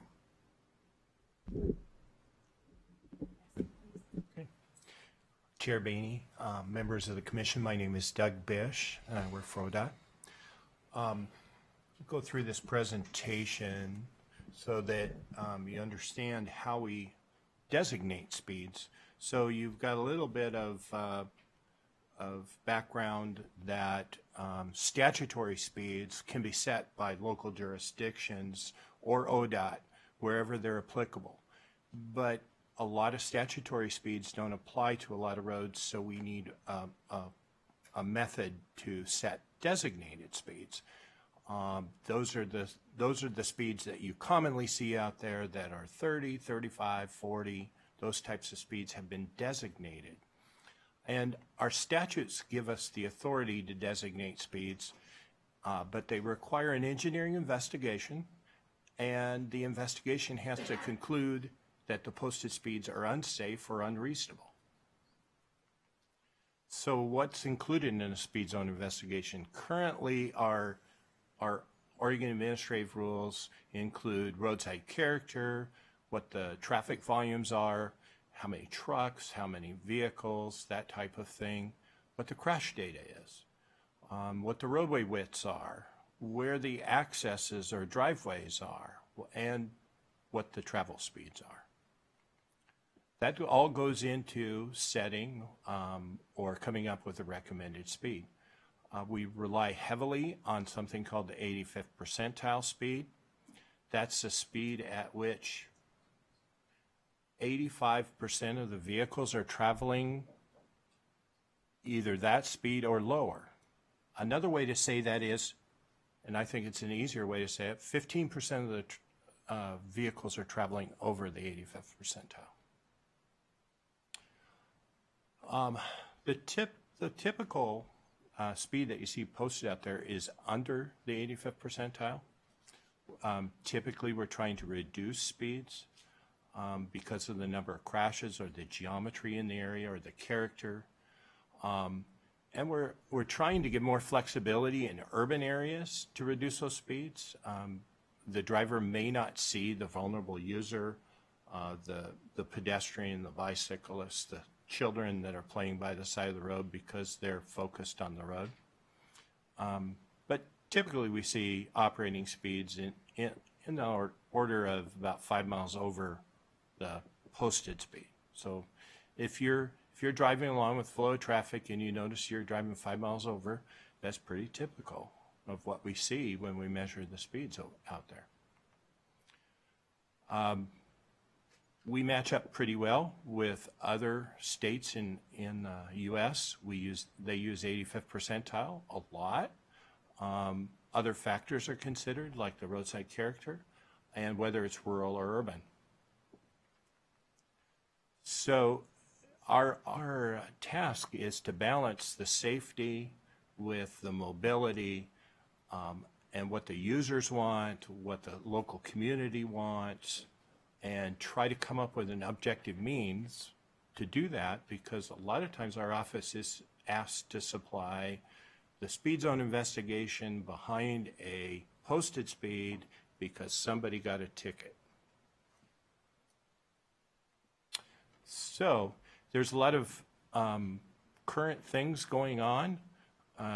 We have a National Cooperative Highway Research Program is looking at context and speeds and how to set speeds nationally. We had a National Transportation Safety Board report that called for using other factors other than the 85th percentile speed. We had Texas Transportation Institute and AAA do a survey of best practices. And we even had the manual and uniform traffic control devices proposing changes to how we set speeds. So one of the ways we want to look at going forward and including in our speed setting process is what is the context of the roadway that we're setting the speed for? What's it being used for? What kind of users are there? What's going on around the driver? The driver often uses this to inform themselves of how fast to drive. So we have a project. We had a report from the National Cooperative Highway Research Program, 855, that talked about how road user priority is based on context. So when you get down into the more local urban core would be your downtown business. You want to prioritize your pedestrians. So on this chart down in the lower right-hand corner, you've got the pedestrian highlighted in black and the other modes less highlighted. But as you move up into the principal arterials or our freeways or larger highways, in the rural area, in the top, would that be the left? In the rural, you'd obviously prioritize your vehicles to movement, and there's probably not much fewer vulnerable users out there. So this NCHRP 855 told us all about context and how to do roadway classification, and that's supposed to inform us how we move on to set speeds. So the project 1776 is supposed to be national best guidance on setting speeds based on crashes, roadway context, and vulnerable users. And Well, yes, quick question. So on that previous slide, you have solely just pedestrians, bikes, and cars, but there's no indication of any transit options. Is that because transit is not really considered as part of the roadway? And if, but then I'm just curious as to why that's not on there as well. I don't know the answer to that. I think the transit would be included in the cars and the vehicles because there's nothing about freight on this either. Mm-hmm. And I think it's vehicles versus vulnerable users, and the differences between peds and bikes are obvious. But I got it. Yeah, Makes sense now. I believe that's the case. Thanks. Thank you. I have a question. On rural, we're seeing, I live on the South Coast, and of course, for about 6 months out of the year, on rural highways, we still see a lot of bike users. And we're starting to see even more pedestrians just out hiking. Is that something that needs to be or should be considered in this process? It definitely should. We should be considering that in the design of that roadway too. Typically, the best design practice would be to put a separated bike path and pedestrian path away from the roadway and not include them in the roadway, if that's possible. Yeah, I saw a lot of that in Europe, but when I look at highways in southwestern Oregon, it's a real challenge because the geology and geography just don't allow for it. Correct. So I'm just thinking it should be part of considerations on speed also. Right, and when we also, my mind goes to the scenic bikeways Right. that the state is really embracing as well. How are we making sure that we're not doing that in isolation, that we're taking that into account as we're putting forward applications of saying, well, this is a beautiful place, that, but if it doesn't have a shoulder, even, not, it'd be great to have a separated path or something, but I mean, some areas don't even have a shoulder. So that certainly I hope is being taken into account as well. Well, even on Highway 101 with the McCullough Bridge at North Bend, I know that the bikes are legally available to use the roadway, but there are signs, the last time I looked, there was signs saying it's advisory that you walk your bike over this bridge, but that doesn't stop some of them. Thank you. So we're going to try to use the national best practices that they develop out of 1776. They're working on this now as we speak. We have a former Oregon State Professor Karen Dixon, who now works for Texas Transportation Institute, and she has graciously agreed to try to come up and meet with us on what they're doing on 1776 and how what kind of results they're coming up with. But they're working on that now. We also have the Portland pilot that we've been working on with trying to allow Portland to do the investigation and to take into account the safety of pedestrians and bikes and try to look at a safe system approach where if there's not a separated bike path, if there's not a sidewalk, then we might consider reducing the speed even more because there's no separation there. That's the type of thing we've been doing with Portland. As Paul discussed, we formed an advisory group and a roundtable group that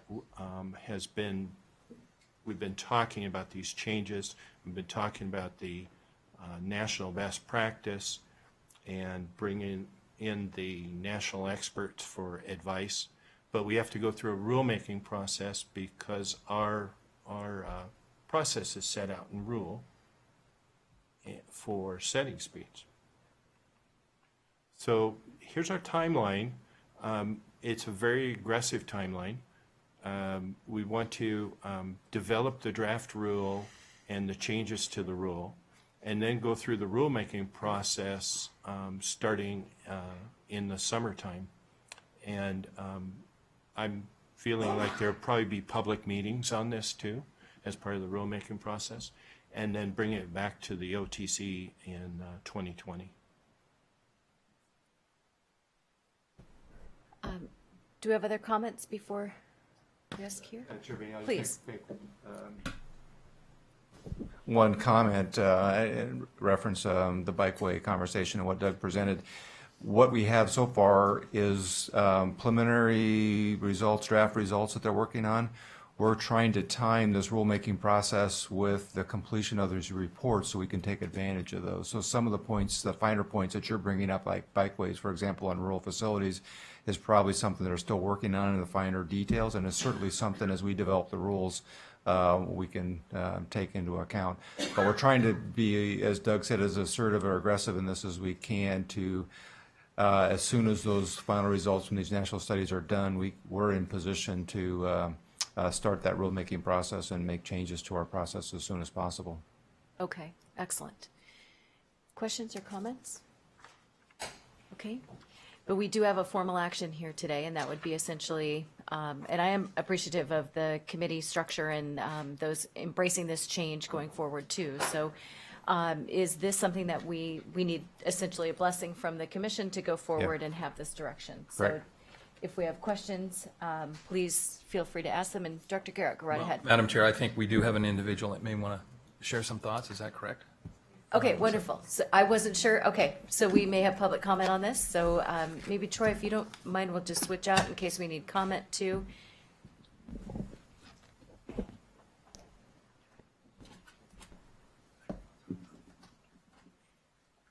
My apologies. I wasn't sure if you wanted, we are in receipt of a letter, but please, the floor is yours. Thank you. Yes. Thank you so much, Wonderful to Madam see you. Chair, members of the Commission. I'm Catherine Chiarlo. I am the Active Transportation and Safety Division Manager at the Portland Bureau of Transportation. Really appreciate the opportunity to be here. Appreciate your interest in the topic and ODOT staff's work. We, as Paul was talking about, the City of Portland has been a member of the roundtable working through the speed zone methodology conversation. Really, really supportive of seeing some of this national research start to be brought to Oregon and look at our speed setting practices. I just wanted to share a little bit about what the City of Portland has been doing about speeds and how that connects to the speed zone roundtable's work. We are a Vision Zero city, as Oregon is a Vision Zero state. It means we've made this very public commitment saying we are going to work to end fatalities on Portland streets. We get a lot of pressure about that, and we are working to meet that pressure with action. So we have As Paul was talking about, we have instituted safety cameras, and we have dropped speeds on residential streets, thanks to authority, both of these from the legislature with support from ODOT. We are really seeing potential differences. What we are looking at in terms of fatalities for 2018 is a pretty significant reversal in trends. Our fatalities have been going up and up. And one really unfortunate component of the City of Portland fatalities is that in most years over the past decade, about half of them have been pedestrian fatalities. So that trend unfortunately continued in 2018, but we saw about a 25% reduction in overall fatalities. As a transportation bureau, you never, ever, ever want to say that one year is a trend in something like this. We feel nervous even talking about it. But that said, it's clear that the focus on speed in Portland and in research on other cities is really having an impact, at least on traveled speeds. We have research showing our speed cameras are bringing speeds down. And there's interesting research out of Boston showing that reducing speed limits has really brought speeds down, especially at that highest peak that Paul was talking about, the part above the speed limit. So I'll close. You have a letter in front of you. Again, I speak on behalf now of Portland and Eugene, are very appreciative of being involved in the process. Two main concerns. One is the aggressive timeline still puts us in 2020, just having a rule, and we'd like to move quickly. And then the other is really wanting to carve out a place for an urban representative on that speed review board. It's not there now, and we think it could be a really important and helpful addition. So thank you, and thanks staff for the wonderful work. Well, and thank you for your leadership on this issue as well. It definitely is something that is a priority for us, and we share in that. So, yes. And thank you for making time to share your comments with us today as well. Is there a little bit more we can do on this timeline in terms of, so maybe taking into account the comments that have been made, anything that you'd like to put on the record? I would say this timeline is the timeline that we think is aggressive, but certainly if there's places that we can cut this timeline and move even faster, we're going to take advantage of that. I think, as I said, we're trying to time this with the release of those final results we expect later this spring. If those happen to come out earlier than that and we can take advantage of that earlier, we can move this process up. But some of the timelines are just what they are. Where they are. Yeah. Okay, wonderful, thank you. Commissioner Callery. Have you done any research on what the involvement of the pedestrians in this fatality situation is? I mean, is it strictly bad behavior on their part, or? It's a great question. It is a very case-by-case analysis for these crashes. And you are often going on police reports that are based on witness reports that may or may not be reliable. So it's very hard to say. When we've looked at crash factors and teased them apart, we see speed of the vehicle a very consistent factor in about 50% of these crashes. We also see a lot of impairment, both in drivers and in pedestrians, as a contributing factor as well. What we know, we don't know how many are the fault, if you will, of one party or another, but what we do know is the speeds, and I think this connects to the distraction question as well. If you can bring the speeds down, the likelihood of a crash is lower, and then the likelihood of that crash being fatal is also lower, even if there is some contributing action on the part of the pedestrian. One follow-up. Please. Are you getting a lot of pushback on lowering speeds? No, it's been so interesting. We get a few grumpy comments, but when you explain to people the research that shows the system safety benefits of slower speeds, and when you put it against the actual time savings, which are so much less, we have gotten remarkably little pushback. Thank you. I have a. Oh, sorry. No, you go first. I have a question as it relates to the injuries or accidents related to bikes versus pedestrians. Is there a percentage in terms of all of those that are taking place in the city of Portland? I have numbers for the past 5 years. I can get you the actual percentages, but what the number of cyclist deaths has held pretty steady out of 28 to 45, a range of 28 to 45 total deaths. Over the last 5 years, the cyclist deaths have been usually in the 2 range. One awful year, there were 5. Pedestrians have consistently been about half of those crashes. Pedestrian deaths have been about half of those fatalities. Okay. And I can get you a more elegant breakdown of those stats if that would be helpful. Vice Chair. So I live in Portland. The 20 is Plenty plan, I think, I applaud you for doing it, and I think it's very visible. It was introduced into the community, I thought, well. And there are other elements, I'm sure, of the overall strategy. I noticed the kind of the lit blinking crosswalks. There are a bunch of different things that are new. Just curious, a lot of that seems to be focused at the lower end of the speed scale. I'm wondering what are you doing on the arterials and the major roads in the metro, or the Portland area, or the city, within the city limits? Yeah, thank you for the question. The focus on residential streets is a little bit of an accident of what we were able to accomplish in the legislature 2 years ago. We asked for authority to lower speeds throughout the city of Portland, and what we were granted was authority to lower speeds on residential streets. And we wanted to communicate that as broadly and effectively as possible, so that led to the 20 is Plenty campaign. You are right that the data shows that fatalities and serious injuries happen not on residential streets, and we are continue to focus really tightly on those faster, higher volume streets. We have been working collaboratively with ODOT to request permission to lower speeds on certain segments where we've done the kind of engineering research and context research that shows that it makes sense to lower them because there's bicyclists and pedestrians present. There isn't a lot of protection on the street, and the land uses support a lower speed.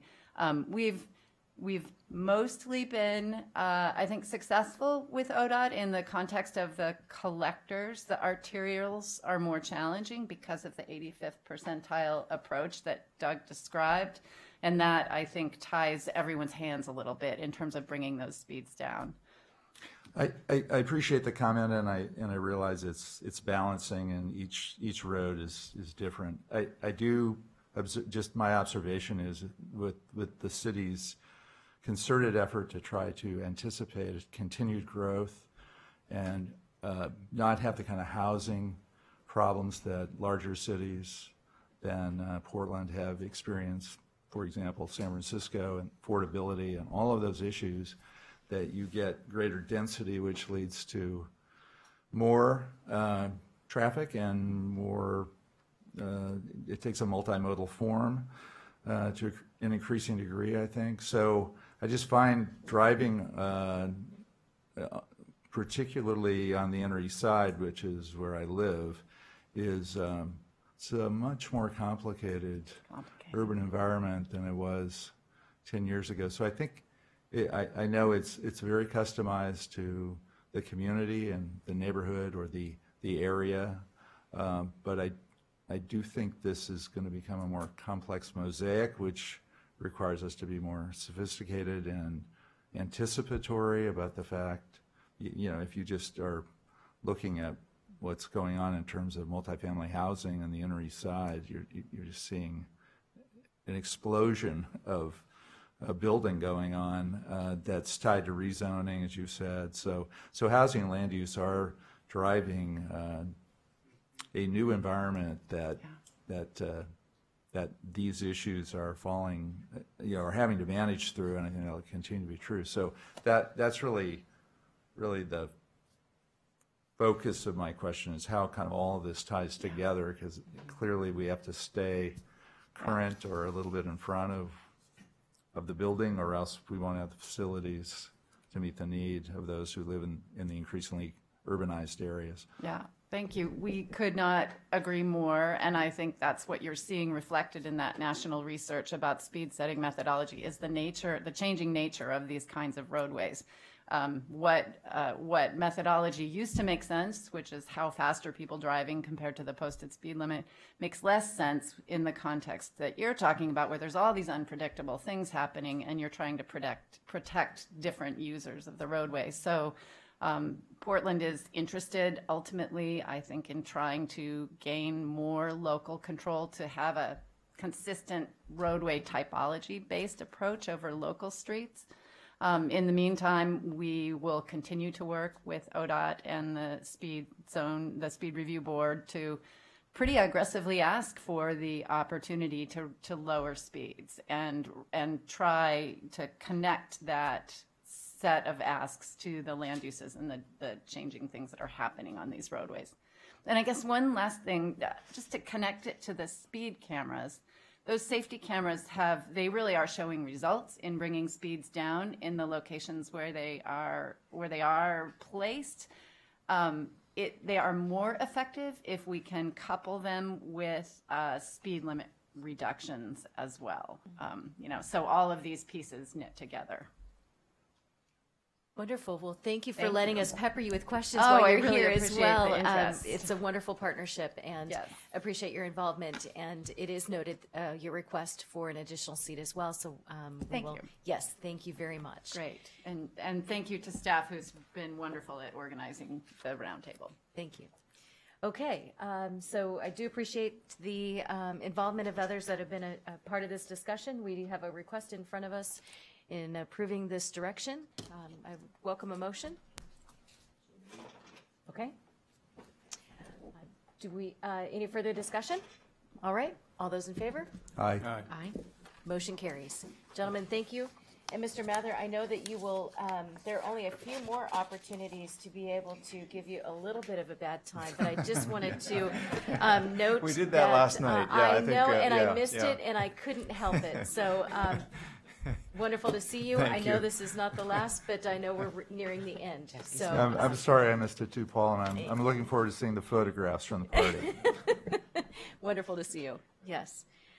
Okay, next we have a discussion and the approval for the recommended projects for the Safe Routes to School 2019-20 competitive grant program. And excited to hear how this has gone, and wonderful to see you both. So, Ms. Peach, shall I turn it over to you? Sounds great. Okay. Thank you, Chair Baney. For the record, my name is Amanda Peets. I'm the ODOT Program Implementation and Analysis Manager, and I'm very pleased to be here today because we're asking for your approval of recommended Safe Routes to School infrastructure projects. But the decision that you make today is not about funding transportation projects. It's about connecting kids to education that may not have had another way to get there, and helping our children to be safe. So I thank you for the decision you're about to make today. Our committee thanks you. My daughter holding the K in the thank you sign up there thanks you. And this is a very important decision. In some ways, we got to the recommendation fairly easily. And by that, I mean the structure that you set forward in the rule established a really clear process for selecting projects.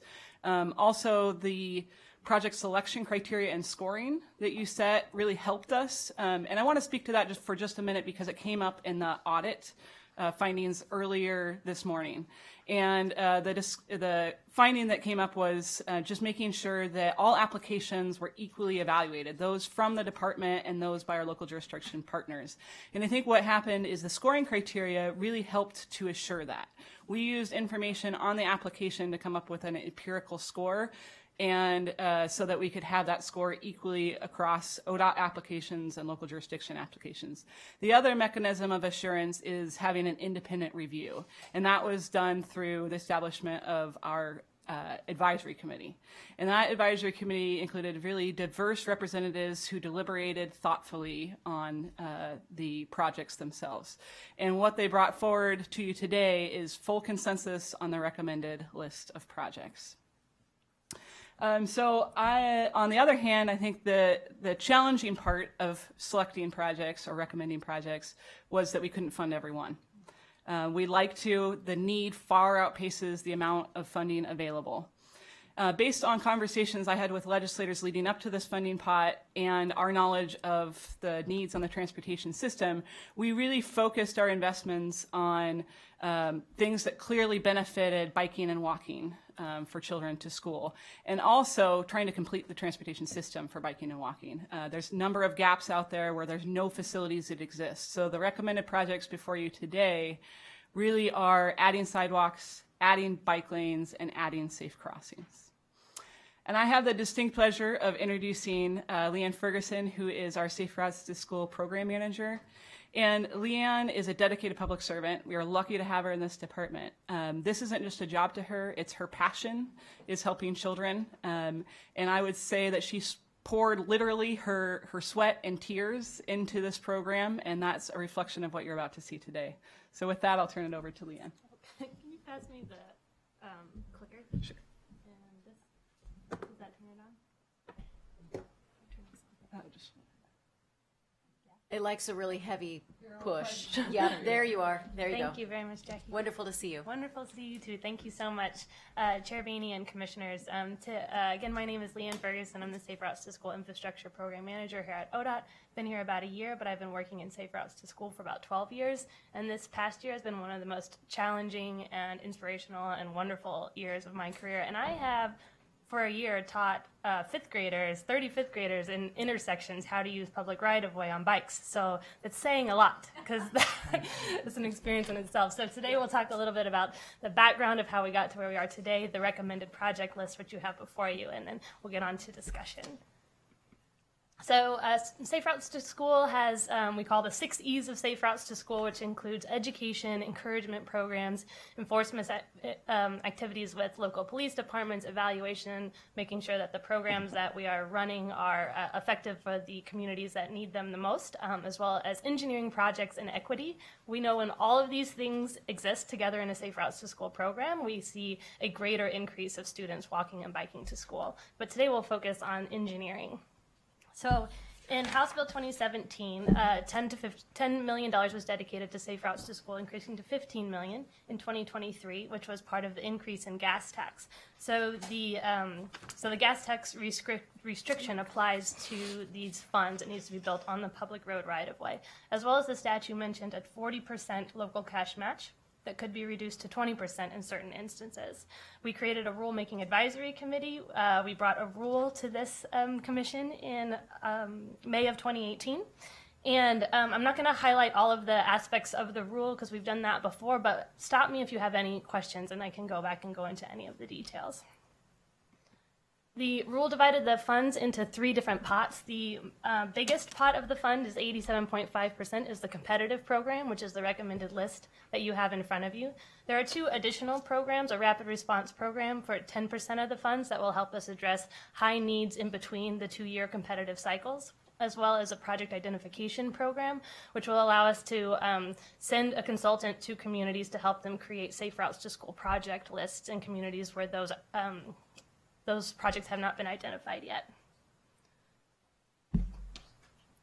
We will have additional information about the decision-making process for the project identification program and the rapid response program. It will be brought to you in a future meeting, most likely in a consensus form for how we make those decisions. So the competitive grants, the rule laid out some eligibility, the selection process, as well as the advisory committee. I'm going to focus mostly on the advisory committee because that was a big part of the selection process, and we'll go into the selection process a little bit more in the next couple of slides. The roster for the advisory committee is in your packet. Some details about the competitive grant program. We focused on Title I schools, which is schools where 40% or more students are eligible for free and reduced lunch. Those are some of our highest need communities. Those children generally have lower health outcomes, worse health outcomes, as well as less access to exercise outside of school and infrastructure that would allow them to safely walk and bike to school. We also focused on safety, roads where there are higher speeds, more lanes, more traffic, more instances of crashes. as well as shovel-ready projects, and focused on elementary and middle schools, which was part of the statute. Our timeline, we started in about June of 2018 doing outreach in all of the regions and workshops, and we wrapped up in October of 2018 with our applications that were submitted. So we had 112 applications submitted, equaling about $85 million. So this is kind of what Amanda mentioned, and this is like the sad part of I found this job, is that is 5 times the amount of funds that we have available, and they're all needed projects. They're all projects that address barriers to children walking and biking to school, and specifically safety concerns. So, so out of those 112 projects, we're only able to fund about 24 at up to $16 million. So the application review process happened in 3 steps, and this was guided through some policy documents that we created through this process, which addressed some of the things that you heard earlier in the audits report. So we'll go through a little bit of that eligibility review, and the policy document lays out this process as well as the roles and responsibilities of all the people involved. So step 1, we did an eligibility review and scoring of all the 112 applications. We used the empirical scoring chart approved by this commission in August of 2018. Thank you so much for being a part of this process and being interested in the entire process. And we focused on the highest need. You'll see that equity is 40% of the score, and that is looking at the percentage of students receiving free and reduced lunch, as well as safety is also scored very highly. School type, which was in the statute, focusing on elementary and middle schools, and project readiness, we're looking for projects that can be built within 5 years. We also did an eligibility review, looking for projects to make sure they're on the public road right-of-way to meet that to be aligned with where the funds are coming from. And there was one project in particular that scored really highly on the scoring process, but had to be removed from eligibility due to the DOJ helped confirm that it was not on the public road right-of-way, and that was a project on the Warm Springs reservation and on those tribal lands. And so we will probably bring back to you some sort of solution to help with that also in a future meeting. Step 2 was a ground conditions review. We took that, the empirical scores from all of those projects. We made a list of all the projects that we could fund with 200% of the funding, about $34 million, and did a ground conditions review on those projects. We did online and in-person reviews on each of those projects, looking to make sure that the information that was given in the application lined up for what we could note on the ground. For example, were there utilities that need to be moved? Is there any other issue that's going on the ground that wasn't really laid out in the application? And what we found was that all the applicants were true to what our ground conditions review revealed, that the applicants told us what the ground conditions were. So my favorite part was step 3. The advisory committee met and did a review of all of the 112 applications. We also provided them with the information for the ground condition reviews and all the other questions that we answered from the applicants. And we asked the committee to come up with any additional lens that they would like to use to help prioritize projects. As well as they were allowed to, or they could recommend to reduce the scope of any project. There were parts of the project weren't as relevant in their opinion that the rest of the project, so that a project wouldn't be completely removed. They could just remove part of it. So the recommendation that the Safe Routes to School Advisory Committee came up with was that they only wanted to fund 1 grant per applicant, and that they would like to reduce the scope of 2 projects, one for the city of Medford and one for Polk County. And again, it was a unanimous vote, and the results of those adding those lenses to the projects was that to fund 24 projects in 24 different jurisdictions, and a request for 18 of those projects to receive a reduced match, which would need to be an approval by this committee. Those, all of the projects actually are addressing needs at a Title I school, which allows them to have that reduced, or makes them eligible for that reduced match, and 18 of them are requesting for that reduced match. So, Leanne, sorry. If we had a school that, or a district that has maybe a number of Title I schools, elementary schools within their district, how would that type of an application have been considered if they had multiple needs within the district that all met the criteria. Is that the kind of, there was a little slice of the pie for multiple schools? Would that be captured under that category in your pie chart of,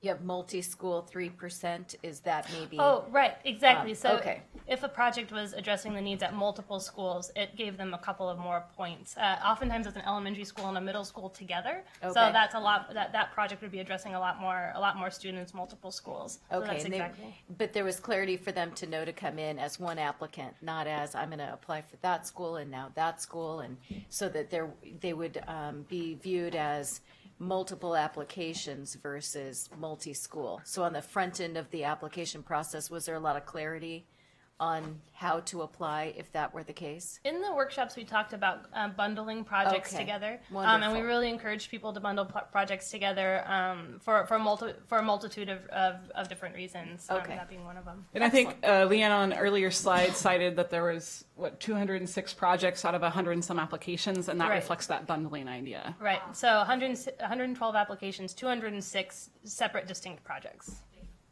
The other thing I wanted to note real quick on the slide that you were just at, that one, of the 18 projects that are requesting reduced match, none of those represents ODOT projects that were within the funded amount. We are choosing to contribute the full 40% match because we don't want to take money away from the other local jurisdictions.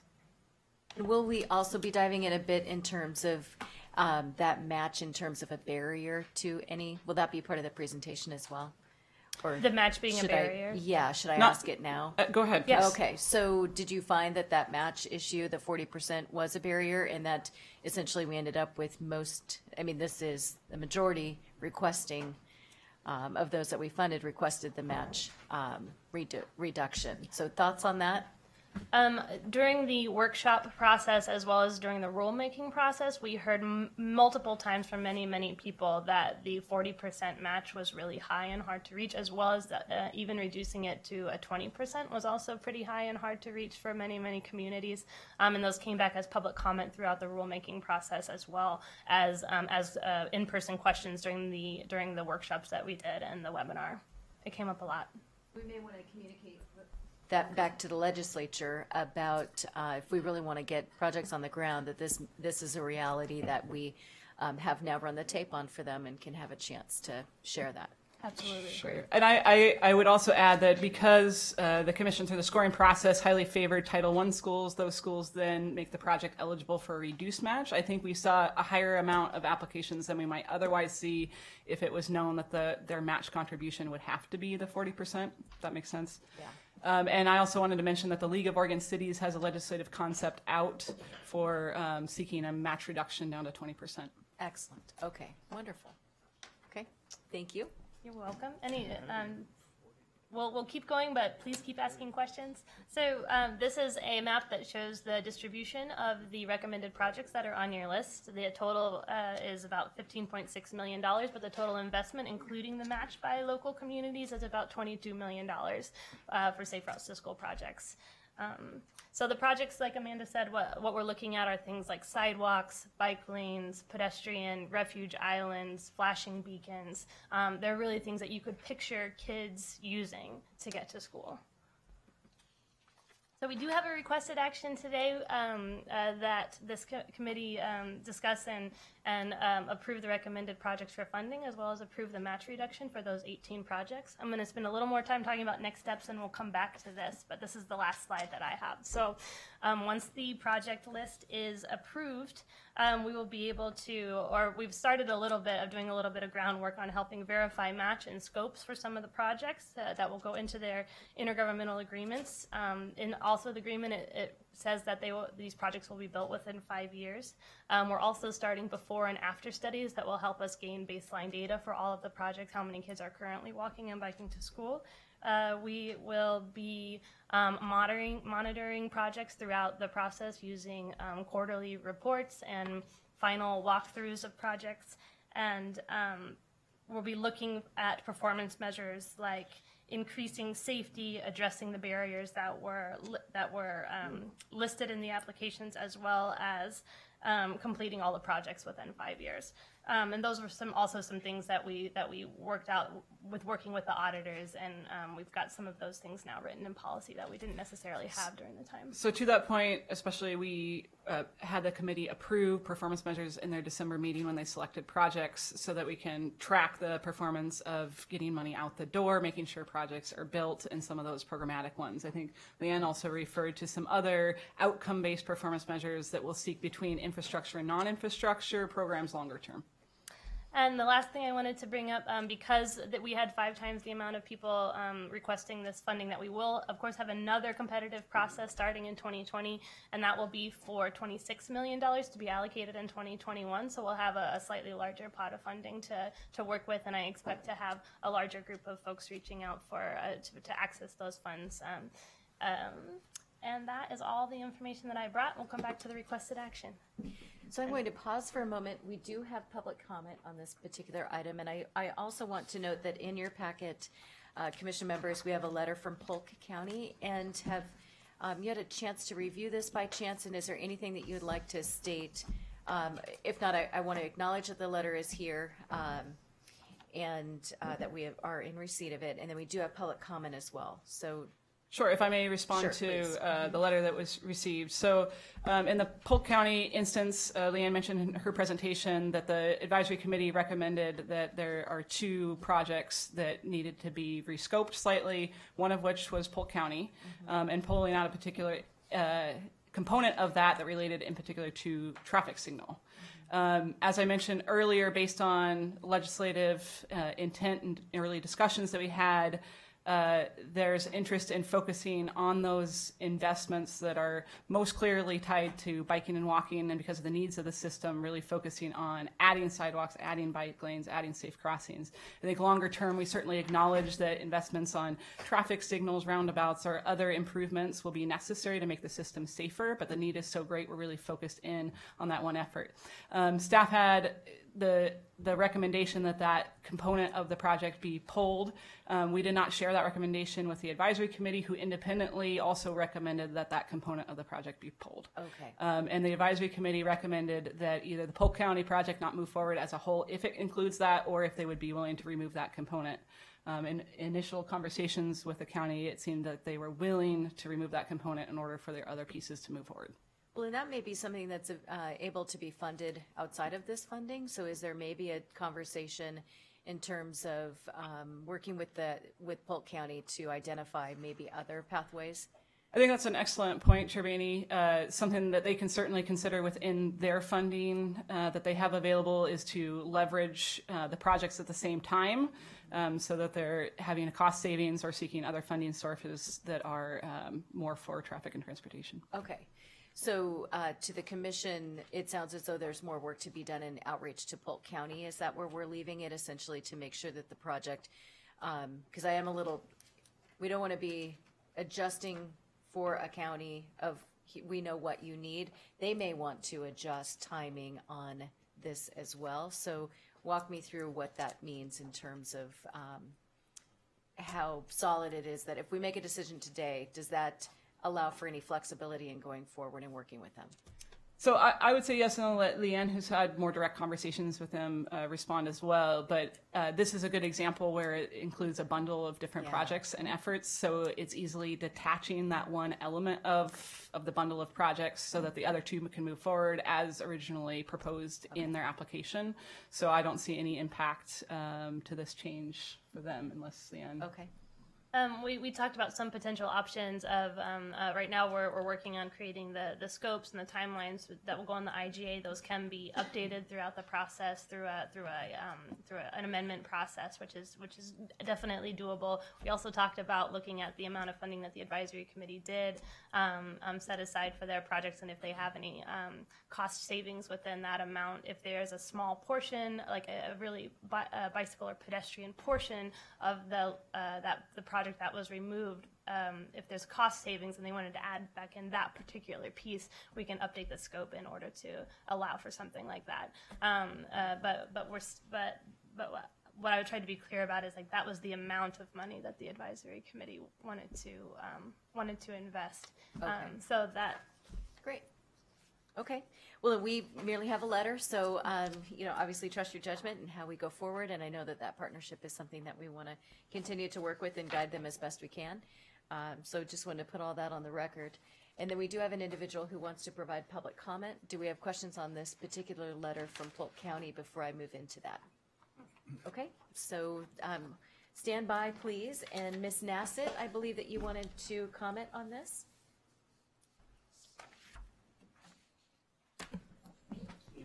So do please state your name for the record, and the floor is yours. For the record, I'm Sharon Nassett, and thank you very much, Chair. I really appreciate the fact that we are looking at the safe school routes. The only thing is it is very unfair and equitable the way it is being handed out.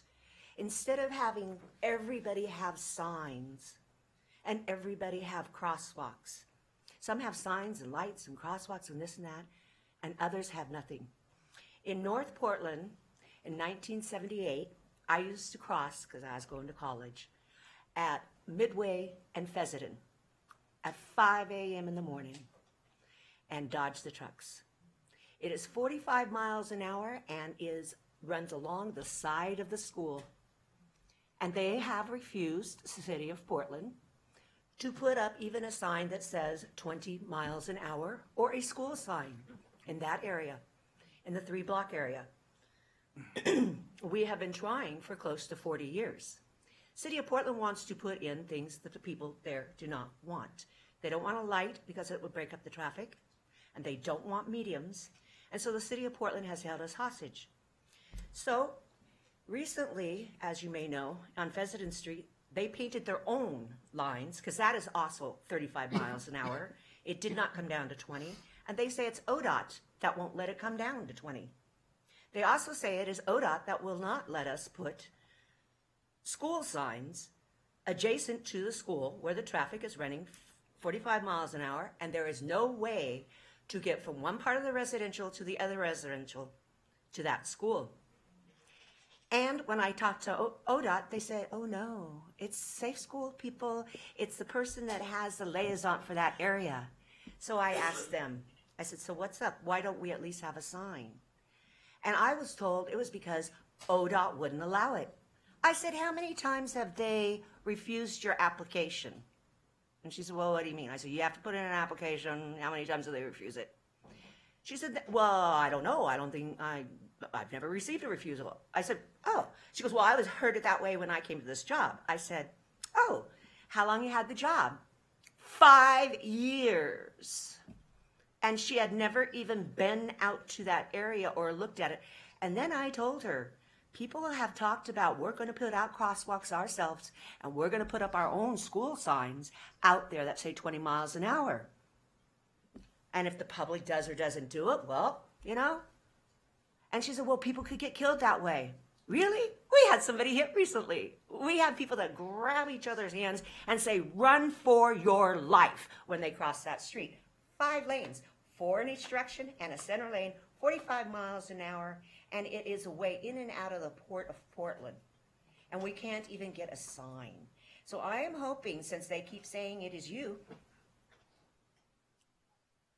when PDOT comes, and you have the power to do that on any street in this state, right now, before the month's up, because I tell you, there's been 26 crosswalks painted in Portland by neighborhoods recently on busy streets. And nobody's been arrested because there's been so many. And they are planning for 100 before the end of the summer. Wow. So you might think about that. Thank you very much. Well, And as you that know, would be all over town, not just I've been in- looking for a wand that I just do this and everything happens and the world is peaceful and everyone has their Yeah. needs met. But I very much appreciate you bringing this to our attention. Just the signs would be helpful with the speed. Wonderful. Thank you very much. So it sounds like it's an area in which we probably are aware of in terms of some of the challenges. So we'll just note that and can have an offline conversation about maybe a connection with the city of Portland. Okay, so any further comments that you would like to, or is there any other public comment on this particular item? So seeing none, I would, do you have any other comments that you want us to know before we have a discussion? Okay. Commission members, please. Commissioner Brown. I was just wondering about the Medford project and what happened there with the change in the scoping. The Medford project kind of had it was slightly different than the Polk project. The first couple, let me pull up the.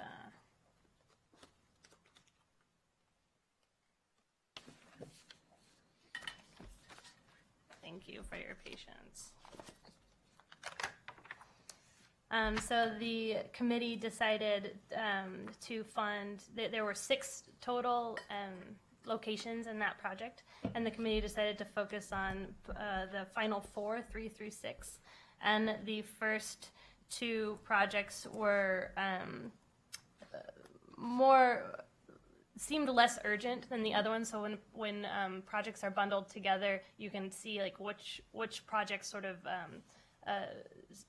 you can see the speeds at the projects and which projects appear to be more urgent, and they decided that those top 2 were less compelling and urgent than the rest of them. Yeah, so to just summarize that, I think because we asked applicants to bundle projects, there were a couple projects within that bundle that were clearly what rated it really highly. There are others in that bundle that the committee recognized if they were submitted by themselves, they wouldn't rank as highly and wouldn't be in the funding pot. So that's the adjustment they made.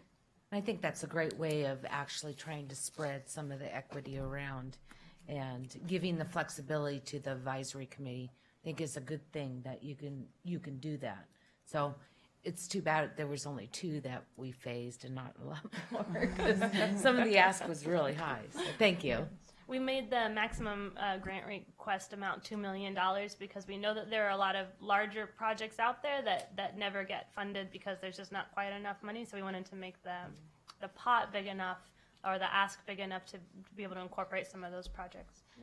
And I think as we look at the map and the distribution of funds, it has to meet certain criteria, and part of that is being ready, and part of that is just all of those factors that go into it. We have another round of funding that will be coming as well, and I think that we may start to see that look a little bit different as we go forward too. So, this is our first crack at really being able to put these.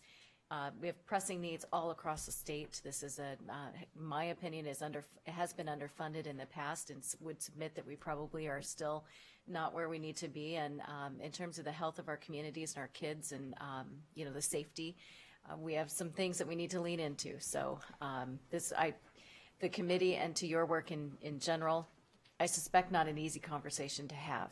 And so thank you for that. So please, do we have other comments, or we have a slate that is being recommended for us to approve? Madam Chair, I move approval of the proposed Safe Routes to School grant funding. Excellent. Any further discussion? All those in favor? Aye. Aye. Aye. Motion carries, and thank you so much for your work. Thank you very, very much. And your passion toward the work. Great. So we have come to our lunch break, so we will go ahead and recess until 1:40.